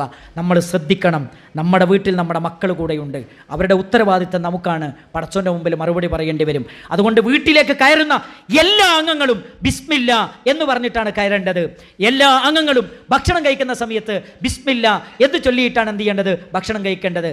അടുത്തൊരു പോയിന്റ് എനിക്ക് പറയാനുള്ളത്, പ്രിയപ്പെട്ടവരെ, നമസ്കാരത്തിൻ്റെ വിഷയത്തിൽ ശ്രദ്ധയും സൂക്ഷ്മതയും നമുക്കുണ്ടാകണം. നിങ്ങൾ നോക്കൂ, മഹാനായ റസൂലുള്ളാഹി സ്വല്ലല്ലാഹി അലൈഹി വസല്ലം പറയാൻ, തഫറഗ് ലി ഇബാദത്തി, എനിക്ക് ഇബാദത്ത് ചെയ്യുന്നതിൽ നിങ്ങൾ മുഴുകുക, അതിൽ നിങ്ങൾ പണിയെടുക്കുക, നിങ്ങൾ മുഴുകുക. എന്നിട്ട് അടുത്ത വാചകം എന്താ അറിയോ? അംല ഉസ്വദുറ ഖഗിന, നിൻ്റെ മനസ്സിലേക്ക് ഞാൻ സമാധാനം നിറച്ചു തരും. ഇവിടെ ഇരിക്കുന്നവരോട് ഞാൻ ചോദിക്കാൻ, നമുക്കൊക്കെ എന്തൊക്കെ സമാധാനക്കേടുണ്ട്, അസ്വസ്ഥതകളുണ്ട്, എന്തൊക്കെ വിഷമങ്ങളുണ്ട്, എന്തൊക്കെ സങ്കടങ്ങളുണ്ട്. അള്ളാഹിൻ്റെ റസൂൽ സല്ലല്ലാഹു അലൈഹി വസല്ലമ പറയാൻ, നിസ്കാരത്തിൻ്റെ വിഷയത്തിൽ, അള്ളാഹുവിനെ ഇബാദത്ത് ചെയ്യുന്ന വിഷയത്തിൽ സൂക്ഷ്മതയും ശ്രദ്ധയും നിത്യതയും നിനക്കുണ്ട് എങ്കിൽ നിന്റെ മനസ്സിൻ്റെ ഉള്ളിൽ എന്ത് പ്രശ്നങ്ങളുണ്ടെങ്കിലും, ഏത് പരീക്ഷണത്തിൻ്റെ തീച്ചൂളകളിലൂടെ നീ കടന്നു പോകേണ്ടി വന്നാലും പടച്ചോൻ നിന്റെ മനസ്സിൻ്റെ ഉള്ളിൽ സമാധാനം തരും. ഞാനല്ല പറഞ്ഞത്, ജീവിതത്തിൽ ഇന്ന് വരെ നുണ പറയാത്ത മുഹമ്മദുർ റസൂലുള്ളാഹി സല്ലല്ലാഹു അലൈഹി വസല്ലം. അപ്പോൾ നിസ്കാരത്തിൻ്റെ വിഷയത്തിൽ നമുക്ക് വേണം. മാത്രമല്ല, എൻ്റെ പ്രിയപ്പെട്ട രക്ഷിതാക്കളെ, നമ്മൾ മാത്രം നിസ്കരിച്ചാൽ പോരാ. പ്രിയപ്പെട്ട ഉമ്മമാരെ, നിസ്കരിക്കുന്ന സമയത്ത് ഉമ്മ നിസ്കരിക്കുമ്പോൾ ഉമ്മാൻ്റെ കൂടെ മക്കളും നിസ്കരിക്കണം. ഉമ്മ എന്ത് ചെയ്യുന്ന വെച്ചാൽ, ഉമ്മ തോന്നുന്ന സമയത്ത് അങ്ങോട്ട് നിസ്കരിക്കും, എൻ്റെ മക്കളോട് നിസ്കരിക്കും എന്ന് പറയും. അങ്ങനെയല്ല, ഉമ്മ ഇമാമ് നിന്നിട്ട് മക്കൾ മാമുമായി നിന്ന് അവരൊന്നിച്ചാണ് നിസ്കരിക്കേണ്ടത്. അതിലൊരു ബർക്കത്തുണ്ടെന്നാണ്. ഭക്ഷണം കഴിക്കുമ്പോൾ ഒന്നിച്ചാണ് ഭക്ഷണം കഴിക്കേണ്ടത്. അതിലൊക്കെ അള്ളാഹുവിൻ്റെ റസൂൽ സല്ലല്ലാഹു അലൈഹി വസല്ലമ ബറക്കത്തുണ്ട് എന്ന് പഠിപ്പിച്ച എന്ന കാര്യമാണ്. വാപ്പയും പുരുഷന്മാരും പള്ളിയിൽ പോയി ജമാഅത്തായിട്ടാണ് നിസ്കരിക്കേണ്ടത്. പള്ളിയിൽ ജമാഅത്തായി നിസ്കരിക്കുക എന്ന നബി സല്ലല്ലാഹു അലൈഹി വസല്ലമയുടെ ചര്യയെ ആരെങ്കിലും ഉപേക്ഷ വരുത്തിയാൽ, അബ്ദുല്ലാഹി ഇബ്നു മസ്ഊദ് റളിയല്ലാഹു അൻഹു പറയുന്നു, ലളൽതും, നിങ്ങൾ പിഴച്ചു പോവുക തന്നെ ചെയ്യും. മനുഷ്യന്മാർ നന്മയുടെ മാർഗത്തിൽ നിന്ന് പിഴച്ചു പോകാനുള്ള ഏറ്റവും വലിയ കാരണം എന്താ അറിയോ? നിസ്കാരത്തിൻ്റെ വിഷയത്തിൽ ശ്രദ്ധയില്ല എന്നുള്ളതാണ്. അതാണ് ഏറ്റവും വലിയ അപകടം. അത് നമ്മൾ ശ്രദ്ധിക്കണം. ഇനി അടുത്തൊരു പോയിന്റ് എന്താ അറിയോ? ഫർള് നിസ്കാരം നമ്മൾ പള്ളിയിൽ നിന്ന് നിസ്കരിച്ചാൽ സുന്നത്ത് നിസ്കാരം നമ്മുടെ വീട്ടിലേക്ക് വേണ്ടി മാറ്റിവെക്കണം. അതെന്തിനാ? നബി സല്ലല്ലാഹു അലൈഹി വസല്ലമ പറഞ്ഞു, അത് നിങ്ങളുടെ വീട്ടിലേക്ക് റഹ്മത്തും ബറക്കത്തും കൊണ്ടുവരുന്ന ഏറ്റവും നല്ല മാർഗമാണ്. ഒരു മനുഷ്യൻ്റെ നിസ്കാരം ഏറ്റവും അഫ്ദൽ ഫർളാണെങ്കിൽ അത് പള്ളിയിലാണ്, സുന്നത്താണെങ്കിൽ അത് വീട്ടിലാണ് ഏറ്റവും അഫ്ദൽ എന്ന് മുഹമ്മദ് റസൂലുള്ളാഹി സല്ലല്ലാഹു അലൈഹി വസല്ലം. അപ്പോൾ നമ്മൾ ഇശാ നിസ്കരിച്ചാൽ ഇശാഇൻ്റെ സുന്നത്ത് എന്ത് ചെയ്യണം? വീട്ടിൽ വെച്ച് നിസ്കരിക്കണം. നമ്മൾ എന്ത് ചെയ്യണം? ദുഹാ നിസ്കാരം വീട്ടിൽ വെച്ച് നിസ്കരിക്കണം. സുബഹീൻ്റെ മുമ്പുള്ള 2 റക്അത്ത് വീട്ടിൽ വെച്ച് നിസ്കരിക്കണം. സുന്നത്ത് നിസ്കാരത്തെക്കുറിച്ച് പറയുമ്പോൾ അള്ളാഹുവിൻ്റെ റസൂൽ സല്ലല്ലാഹു അലൈഹി വസല്ലമ പഠിപ്പിച്ച ഒരു ഹദീസ് കൂടെ ഓർമ്മപ്പെടുത്താം. മൻ സാബറ അലസ്നതൈ അശറത റക്അ, ആരെങ്കിലും 12 റക്അത്ത് സുന്നത്ത് നമസ്കാരം പതിവായി റവാത്തിബ് സുന്നത്തുകൾ നിർവഹിച്ചാൽ ബനല്ലാഹു ലഹു ബൈതൻ ഫിൽ ജന്ന, സ്വർഗത്തിൽ അയാൾക്കൊരു വീടുണ്ട് എന്നാണ് മുഹമ്മദ് റസൂലുള്ളാഹി സല്ലല്ലാഹു അലൈഹി വസല്ലം പഠിപ്പിച്ചത്. ഏതാണ് ഈ 12 റക്അത്ത്? അർബഅൻ ഖബില ളുഹരി, ളുഹറിന് മുമ്പ് 4, റക്അത്തൈനി ബഅദഹ, അതിന് ശേഷം 2 റക്അത്ത് 6ആയി. പിന്നെ മഗ്രിബിന് ശേഷം 2 8ആയി. ഇശാഇന് ശേഷം 2 10ആയി. സുബഹീൻ്റെ മുമ്പ് 2 12ആയി. ഈ 12 റക്അത്ത് ആരെങ്കിലും പതിവായി റവാത്തിബ് സുന്നത്ത് നിർവഹിച്ചാൽ ബനല്ലാഹു ലഹു ബൈതൻ ഫിൽ ജന്ന, സ്വർഗത്തിലൊരു വീടാണ് സമ്മാനമായി തരുന്നത് എന്നാണ് നബി സല്ലല്ലാഹു അലൈഹി വസല്ലം പഠിപ്പിച്ചത്. അത് നമ്മുടെ വീട്ടിൽ വെച്ച് സുന്നത്ത് നിസ്കരിക്കണം. അത് നമ്മുടെ വീട്ടിലേക്ക് റഹ്മത്തും ബറക്കത്തും ഇറങ്ങി വരാനുള്ള മാർഗമായി നബി സല്ലല്ലാഹു അലൈഹി വസല്ലം പഠിപ്പിക്കുന്നുണ്ട്. അടുത്തൊരു പോയിന്റ് എന്ന് വെച്ചാൽ, അവസാനിപ്പിക്കുകയാണ്, അടുത്തൊരു പോയിന്റ് എന്ന് വെച്ചാൽ, എന്ത് തിന്മ വീട്ടിൽ കണ്ടാലും ആ തിന്മകളെ എതിർക്കാനുള്ള ഒരു മനക്കരുത്തും ധൈര്യവും ആ വീടിൻ്റെ ഗ്രഹനാഥൻ എന്ന നിലയിൽ നമുക്കുണ്ടാകണം. നബി സല്ലല്ലാഹു അലൈഹി വസല്ലം പറയുന്നുണ്ട് ദയൂസിനെ കുറിച്ച്. എന്താണ് ദയൂസ്? വീട്ടിലെ തിന്മകൾക്ക് നേരെ കണ്ണ് ചിമ്മുന്നവരാണവർ. അവർ അക്രമകാരികളാണ്. അവർക്ക് പരലോകത്ത് വലിയ ശിക്ഷയാണുള്ളത്. ഏത്? വീട്ടിൽ ഭാര്യ ചെയ്യുന്ന തിന്മകൾക്ക് നേരെ കണ്ണടക്കുക, മക്കൾ ചെയ്യുന്ന തിന്മകൾക്ക് നേരെ കണ്ണടക്കുക ഒരിക്കലും ഉണ്ടാകാൻ പാടില്ല. മൻ റആ മിൻകും മുൻകറ, നിങ്ങളൊരു തെറ്റ് കണ്ടാൽ ഫല്യുഗയ്യിറുഹു ബിയദിഹി, കൈകൊണ്ട് തടയണം, കൈകൊണ്ട് തടയണം. അത് നമ്മൾ തടയണം, അത് നമ്മൾ തിരുത്തണം, അത് നമ്മൾ മാറ്റി എഴുതണം. കാരണം അള്ളാഹുവിൻ്റെ ഖുർആൻ നമ്മളെ പഠിപ്പിക്കുന്നുണ്ട്, യാ അയ്യുഹല്ലദീന ആമനു, ഏ സത്യവിശ്വാസികളെ, ഇന്ന മിൻ അസ്വാജിക്കും വഔലാദിക്കും അദുവ്വല്ലക്കും, നിങ്ങളുടെ ഭാര്യമാരിൽ നിന്നും നിങ്ങളുടെ മക്കളിൽ നിന്നും നിങ്ങൾക്ക് ശത്രുക്കളുണ്ട്. ഫഹ്ദറൂഹും, നിങ്ങളവരെ സൂക്ഷിക്കണം. നിങ്ങളുടെ ഭാര്യമാർ നിങ്ങളുടെ ശത്രുക്കളാകും, നിങ്ങളുടെ മക്കൾ നിങ്ങളുടെ ശത്രുക്കളാകും. വഇൻ തഅഫു വതസ്ഫഹു, നിങ്ങൾ വിട്ടുവീഴ്ച ചെയ്യണം, നിങ്ങൾ മാപ്പ് കൊടുക്കണം. അല്ലാഹു സുബ്ഹാനഹു വ തആല വിട്ടുവീഴ്ച ചെയ്യുന്നവനും മാപ്പ് കൊടുക്കുന്നവനുമാണ് എന്ന് പരിശുദ്ധമായ ഖുർആൻ. നമ്മൾ ആലോചിക്കണം, നബി സല്ലല്ലാഹു അലൈഹി വസല്ലമ എത്ര ഇഷ്ടപ്പെട്ടിട്ടുണ്ട് ആയിഷ ബീവി റളിയല്ലാഹു അൻഹയെ. ആ സ്നേഹത്തിൻ്റെ എത്രയെത്ര ഉദാഹരണങ്ങൾ ചരിത്രത്തിൽ നമുക്ക് കാണാൻ പറ്റും. ഒരു യുദ്ധത്തിൻ്റെ രംഗത്ത് സഹാബിമാരോട് നബി സല്ലല്ലാഹു അലൈഹി വസല്ലം പറയുന്നു, സഹാബത്തെ നിങ്ങൾ മുന്നിലേക്ക് നടക്കൂ, ഞാനും ആയിഷയും ഒന്ന് പിന്നിൽ വരട്ടെ. അവർ മുന്നിൽ നടന്നു. നബി സല്ലല്ലാഹു അലൈഹി വസല്ലമയും ആയിഷ റളിയല്ലാഹു അൻഹയും പിന്നിൽ നടന്നു വരികയാണ്. ആയിഷ ബീവിയോട് ചോദിക്കാണ് നബി സല്ലല്ലാഹു അലൈഹി വസല്ലം, ആയിഷ നമ്മളൊരു ഓട്ട മത്സരം നടത്തില്ലേ? എത്ര മനോഹരമാണ്. ഒളു എടുത്തിട്ട് പള്ളിയിലേക്ക് പോകാൻ നിൽക്കുമ്പോൾ മുന്നിൽ കണ്ട ആയിഷ ബീവിയുടെ നെറ്റിത്തടത്തിൽ മുത്തം കൊടുത്ത് പള്ളിയിലേക്ക് പോയ ആയിഷ ബീവി റളിയല്ലാഹു അൻഹയുടെ ചരിത്രം. എത്ര സ്നേഹമായിരുന്നു അള്ളാഹുവിൻ്റെ റസൂൽ സല്ലല്ലാഹു അലൈഹി വസല്ലമക്ക് പ്രിയപ്പെട്ട ഭാര്യയെ. എന്നാൽ ഒരു ദിവസം വീട്ടിലേക്ക് കയറി വരുമ്പോൾ ജീവനുള്ള വസ്തുക്കളുടെ ചിത്രമുള്ള ഒരു വലിയ വിരിപ്പ് വീടിൻ്റെ ഡോറിൻ്റെ മുന്നിൽ തൂക്കിയിട്ടത് കണ്ടപ്പോൾ നബി സല്ലല്ലാഹു അലൈഹി വസല്ലമയുടെ മുഖം ചുവന്നു. അള്ളാഹുവിൻ്റെ റസൂൽ കരീം സല്ലല്ലാഹു അലൈഹി വസല്ലമ ദേഷ്യപ്പെട്ടു. അള്ളാഹുവിൻ്റെ റസൂൽ സല്ലല്ലാഹു അലൈഹി വസല്ലമ ആയിഷ ബീബി റളിയല്ലാഹു അൻഹയോട് അത് മാറ്റിവെക്കാൻ വേണ്ടി പറഞ്ഞു. സ്നേഹം ഒരിക്കലും തിന്മകൾ ചെയ്യുമ്പോൾ അരുത് എന്ന് പറയാൻ തടസ്സമായിരുന്നില്ല എന്ന് പ്രവാചക തിരുമേനി സല്ലല്ലാഹു അലൈഹി വസല്ലമയുടെ ചരിത്രം നമ്മൾ പഠിപ്പിക്കുന്നുണ്ട്. പ്രിയപ്പെട്ട ഭർത്താക്കന്മാരെ, ഭാര്യമാർ ചെയ്യുന്ന തിന്മകളെ അത് ഒരിക്കലും അവരോടുള്ള സ്നേഹം കൊണ്ട് അവർ ചെയ്യുന്ന തിന്മകളെ തടയാതിരിക്കാൻ അത് കാരണമാകരുത്. പിന്നെ പലപ്പോഴും ഞാൻ പറയുന്നൊരു കാര്യം എന്താ വെച്ചാൽ, നമുക്ക് നമ്മുടെ ഭാര്യമാരോട് പറയേണ്ടത് എൻ്റെ മൊബൈലിൻ്റെ ഉപയോഗം ഒന്ന് കുറക്കണമെന്നാണ്, അല്ലേ? എൻ്റെ മൊബൈലിൻ്റെ ഉപയോഗം ഒന്ന് കുറക്കണമെന്നാണ് നമുക്ക് പറയേണ്ടത്. അത് നമ്മൾ പറഞ്ഞാൽ നേരെ തിരിച്ചിങ്ങോട്ടും പറയും, എന്ത്, നിങ്ങളുടെ മൊബൈലിൻ്റെ ഉപയോഗം ഒന്ന് കുറക്കണം. അപ്പോൾ നമ്മൾ ആദ്യം ചെയ്യേണ്ടതെന്ന് വെച്ചാൽ, നമ്മൾ രണ്ടുപേരും കൂടെ, ഭാര്യയും ഭർത്താവും കൂടെ മക്കളോട് പറയും, മക്കളെ നിങ്ങൾ മൊബൈലിൻ്റെ ഉപയോഗം ഒന്ന് കുറക്കണം. മക്കൾ നേരെ തിരിച്ചിങ്ങോട്ട് പറയും, പാപ്പാൻ്റെ ഉമ്മാൻ്റെ മൊബൈലിൻ്റെ ഉപയോഗം ഒന്ന് കുറക്കണം. ആരെയാണ് നിയന്ത്രിക്കേണ്ടത്? ഈ പൂച്ചക്കാര് മണികെട്ടും. നിങ്ങൾ ആലോചിച്ച് നോക്കണം, നമ്മൾ മാതൃകയാവേണ്ടവരാണ്. നമ്മൾ മാതൃകയാവേണ്ടവരാണ്. അതുകൊണ്ടാണ് പ്രിയപ്പെട്ട ഉമ്മമാരോട് ഞാൻ പറയുന്നത്, മഗ്രിബ് മുതൽ ഒരു 9 മണി വരെ 2 മണിക്കൂർ സമയമെങ്കിലും നിങ്ങളുടെ മൊബൈൽ നിങ്ങൾ മാറ്റിവെച്ച് നിങ്ങളുടെ മക്കളോടൊപ്പം ഇരിക്കുക.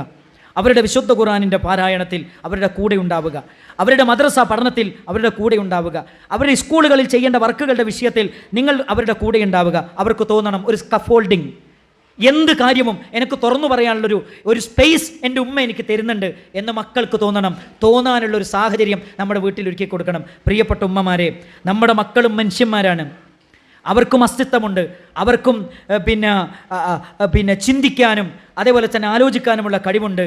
അവർക്കും പറയാൻ വേദനകളും സങ്കടങ്ങളൊക്കെ ഉണ്ട്. അതൊക്കെ കേട്ടുകൊടുക്കാനുള്ള ഒരു നല്ല മനസ്സ് നമുക്കുണ്ടാകണം. അവരെ കെയർ ചെയ്യാൻ നമുക്ക് കഴിയണം, അവർ ഷെയർ ചെയ്യുന്നത് കേട്ടുകൊടുക്കാൻ നമുക്ക് കഴിയണം, അവരെ സ്നേഹിക്കാൻ നമുക്ക് കഴിയണം. മുഹമ്മദ് റസൂലുള്ളാഹി സ്വല്ലല്ലാഹു അലൈഹി വസല്ലം പറയുന്നുണ്ട്, മക്കളെ ചുംബിക്കുന്നത് പോലും അവരോടുള്ള കാരുണ്യമാണ്. ചുംബിക്കാത്ത സഹാബത്തിനോട് രൂക്ഷമായി പ്രവാചക തിരുമേനി ചോദിച്ചൊരു ചോദ്യമുണ്ട്, നിങ്ങളുടെ ഹൃദയത്തിൽ നിന്ന് അള്ളാഹു കാരുണ്യം എടുത്തു കളഞ്ഞതിന് ഞാൻ ഉത്തരവാദിയാണോ എന്നാണ് മുഹമ്മദ് റസൂലുള്ളാഹി സല്ലല്ലാഹു അലൈഹി വസല്ലം ചോദിച്ചത്. അങ്ങനത്തെ ഒരു അവസ്ഥ നമുക്കുണ്ടാകരുത്. മക്കളെ നമ്മൾ സ്നേഹിക്കണം. അപ്പോൾ ചിലരൊക്കെ പറയാമെന്നറിയോ, സ്നേഹിക്കണം നിങ്ങൾ പറഞ്ഞൊക്കെ ശരിയാണ്, ഞങ്ങൾക്കൊക്കെ ഞങ്ങളെ മക്കളോട് സ്നേഹമുണ്ട്, അതൊക്കെ ഉള്ളിൻ്റെ ഉള്ളിൽ വെച്ചതാ ഞങ്ങൾ. സ്നേഹമെന്ന് പറയുന്നത് ഉള്ളിൻ്റെ ഉള്ളിൽ വെക്കാനുള്ളതല്ല, അത് പ്രകടിപ്പിക്കാനുള്ളതാണ്. നിങ്ങൾ നോക്ക്, മനുഷ്യന്മാർ 3 ടൈപ്പാണ് ഉണ്ടാകുക.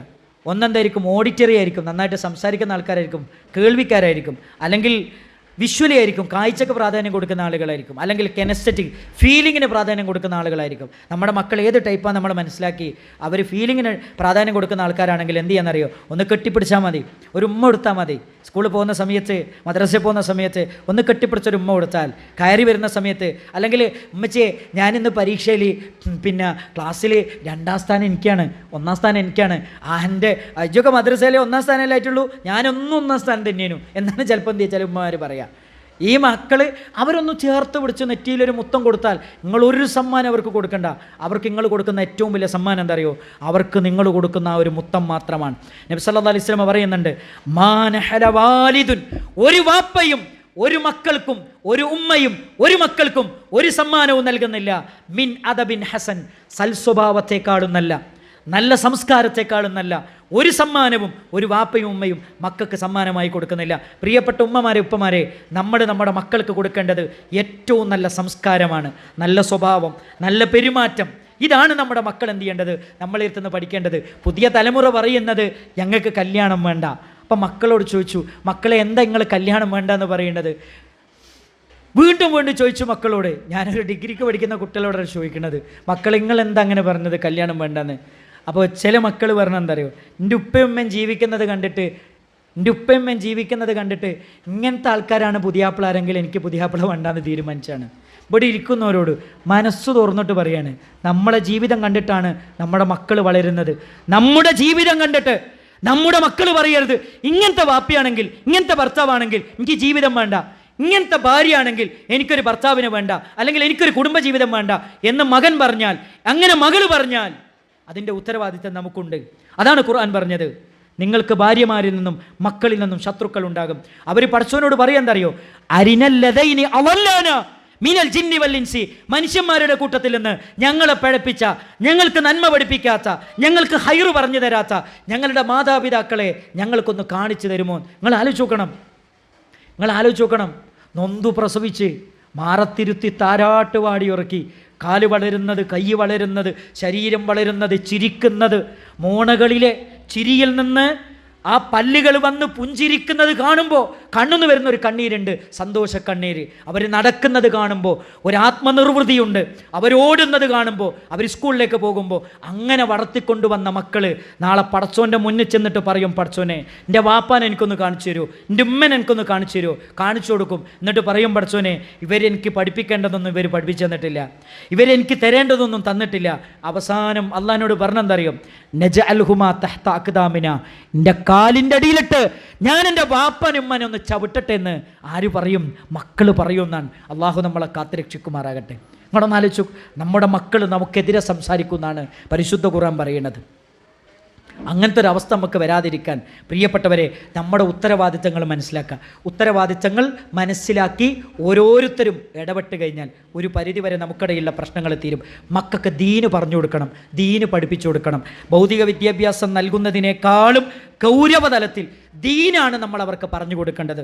5ാം ക്ലാസ് വരെ എല്ലാ മദ്രസ്, 7 വരെ 8 വരെ നമ്മുടെ മദ്രസകളുണ്ട്. മദ്രസകളിലേക്ക് അവർ പോകണം. ഒരിക്കലും ട്യൂഷൻ ക്ലാസ്സിൻ്റെ പേരിൽ നമ്മുടെ മദ്രസ നഷ്ടപ്പെട്ടു പോകുന്നൊരവസ്ഥ ഉണ്ടാകരുത്. അങ്ങനെ മദ്രസ നഷ്ടപ്പെട്ടു പോകുന്നുവെങ്കിൽ ഓൺലൈനായി മദ്രസ പഠനം തുടരാനുള്ള സംവിധാനങ്ങൾ നമ്മുടെ നാട്ടിലുണ്ട്. ഇനി മദ്രസ കഴിഞ്ഞാലും +1-നും ഹയർ സെക്കൻഡറി തലത്തിലുള്ള കുട്ടികൾക്ക് ദീന് പഠിക്കാനുള്ള CRE ക്ലാസ്സുകൾ നമ്മുടെ നാടുകളിലുണ്ട്. അതേപോലെ തന്നെ ഓൺലൈനായി ഖുർആൻ പഠിക്കാനുള്ള സംവിധാനങ്ങളുണ്ട്. ഇഷ്ടംപോലെ സംവിധാനമുണ്ട്. അതൊക്കെ നമ്മൾ ഉപയോഗപ്പെടുത്തി നമ്മുടെ മക്കൾക്ക് ഇസ്ലാമിൻ്റെ ബേസ് എന്ത് ചെയ്യണം, അടിസ്ഥാനങ്ങൾ എന്ത് ചെയ്യണം, നമ്മൾ പഠിപ്പിച്ചു കൊടുക്കണം. ഈ അടിസ്ഥാനം കിട്ടിക്കഴിഞ്ഞാൽ അവരെവിടെ ചെന്നാലും അവർ തെറ്റിപ്പോകില്ല. അവരെവിടെ ചെന്നാലും, ഒരു എത്തിസ്റ്റിൻ്റെ മുന്നിൽ ചെന്നാലും, ഒരു ലിബറൽ കൾച്ചറുള്ള സമൂഹത്തിലേക്ക് കയറി ചെന്നാലും അവിടെ ഒരിക്കലും പതറിപ്പോകില്ല. ഒരു നിരീശ്വരവാദിയുടെ കൂട്ടിൻ്റെ ഉള്ളിൽ ചെന്നാലും അവിടെ നിന്ന് എന്ത് ചെയ്യില്ല, നമ്മുടെ മക്കൾ പരീക്ഷിക്കപ്പെട്ടു പോകില്ല. കാരണം അവർക്ക് അടിസ്ഥാനപരമായ വിജ്ഞാനം എന്ത് ചെയ്യണം, നമ്മൾ പകർന്നു കൊടുക്കണം. അതിന് നമ്മൾ എന്ത് ചെയ്യണം, ആത്മാർത്ഥമായി പ്രാർത്ഥിക്കണം. ഇത്രയും കാര്യങ്ങളാണ് പ്രിയപ്പെട്ടവരെ ഈ ഒരു കുറഞ്ഞ സമയത്തിനുള്ളിൽ എനിക്ക് ഓർമ്മപ്പെടുത്താനുള്ളത്. അതുകൊണ്ട് ആത്മാർത്ഥമായി നമ്മുടെ മക്കൾക്ക് വേണ്ടി പ്രാർത്ഥിക്കുക. അതേപോലെ തന്നെ 24 മണിക്കൂറും കേൾവി സാധ്യമായ നമ്മുടെ പീസ് റേഡിയോ അത് കേൾക്കാനും, അതിലെ അന്നൂർ വിശുദ്ധ ഖുർആൻ പഠന സംരംഭങ്ങൾ, ഇപ്പോൾ പല ആളുകൾക്കും ദീന് പല സ്ഥലങ്ങളിലും വന്ന് പഠിക്കാനുള്ള സംവിധാനങ്ങൾ, കുറേ പ്രയാസങ്ങളൊക്കെ ഉണ്ട്. അതിന് ഏറ്റവും നല്ല അവസരമാണ് നമ്മുടെ പീസ് റേഡിയോ. 24 മണിക്കൂറും ദീന് കേൾക്കാനുള്ള ഏറ്റവും നല്ലൊരു അവസരം അല്ലേ. പിന്നെ അറിയപ്പെട്ട 16 കിതാബുകളാണ് പീസ് റേഡിയോയിലൂടെ വായിച്ചു കൊണ്ടിരിക്കുന്നത്. 16ഓളം കിതാബുകൾ നിങ്ങളൊന്ന് ആലോചിച്ച് നോക്കണം. അതേപോലെ തന്നെ തഫ്സീറുകളിൽ ഏറ്റവും പ്രഗത്ഭരായ മുഫസ്സിരിങ്ങളുടെ തഫ്സീറുകൾ മുന്നിൽ വെച്ചുകൊണ്ടാണ് അന്നൂർ പഠന ക്ലാസ് നടക്കുന്നത്. അതേപോലെ തന്നെ സർട്ടിഫിക്കേഷൻ കോഴ്സുകൾ നടന്നുകൊണ്ടിരിക്കുന്നുണ്ട്. വ്യത്യസ്തമായ ദീനി പഠന രംഗത്ത് ഇപ്പോൾ നമുക്ക് മനസ്സിലുണ്ടാകുന്ന ചോദ്യങ്ങൾ ചോദിക്കാനുള്ള അല്ലിജാബയുണ്ട്. അതേപോലെ തന്നെ പീസ് റേഡിയോ വ്യത്യസ്ത സംവിധാനങ്ങൾ, പിന്നെ വിഷമങ്ങളും സങ്കടങ്ങളും പങ്കുവെക്കാനുള്ള മറ്റ് ഓപ്ഷൻസൊക്കെ എന്തുണ്ട്, നമുക്ക് സംവിധാനങ്ങളുണ്ട്. അതൊക്കെ ഉപയോഗപ്പെടുത്തി ദീൻ അറിയാനും പഠിക്കാനും മനസ്സിലാക്കാനും നമുക്ക് സാധിക്കണം. കാരണം ഖുർആൻ പറഞ്ഞൊരു കാര്യമുണ്ട്, ഖുൽ നബിയെ പറയണം, ഹൽ ലദീന യഅലമൂന വല്ലദീന ലാ യഅലമൂൻ, അറിവുള്ളവരും അറിവില്ലാത്തവരും ഒരിക്കലും സമമല്ല. അതുകൊണ്ട് അറിഞ്ഞ് ജീവിച്ചാൽ ആസ്വദിച്ച് ജീവിക്കാൻ പറ്റും. അറിയാതെ ജീവിച്ചാൽ പൊട്ടന്മാരെ പോലെ ഇരുട്ടിൽ തപ്പി ജീവിക്കേണ്ട ഒരവസ്ഥയാണ് നമുക്കുണ്ടാവുക. അങ്ങനത്തെ ഒരു ദുരവസ്ഥ നമുക്ക് വരാതെ അറിഞ്ഞ് ആസ്വദിച്ച് ജീവിക്കാൻ നമുക്ക് സാധിക്കണം. അതിന് അറിവിൻ്റെ വാതായനങ്ങൾ നമ്മുടെ മുമ്പിൽ ഒരുപാട് തുറന്നു വെച്ചിട്ടുണ്ട്. അത് ഉപയോഗപ്പെടുത്തണം. അല്ലാഹു സുബ്ഹാനഹു വ തആല നമുക്കതിന് തൗഫീക്ക് നൽകി അനുഗ്രഹിക്കുമാറാകട്ടെ.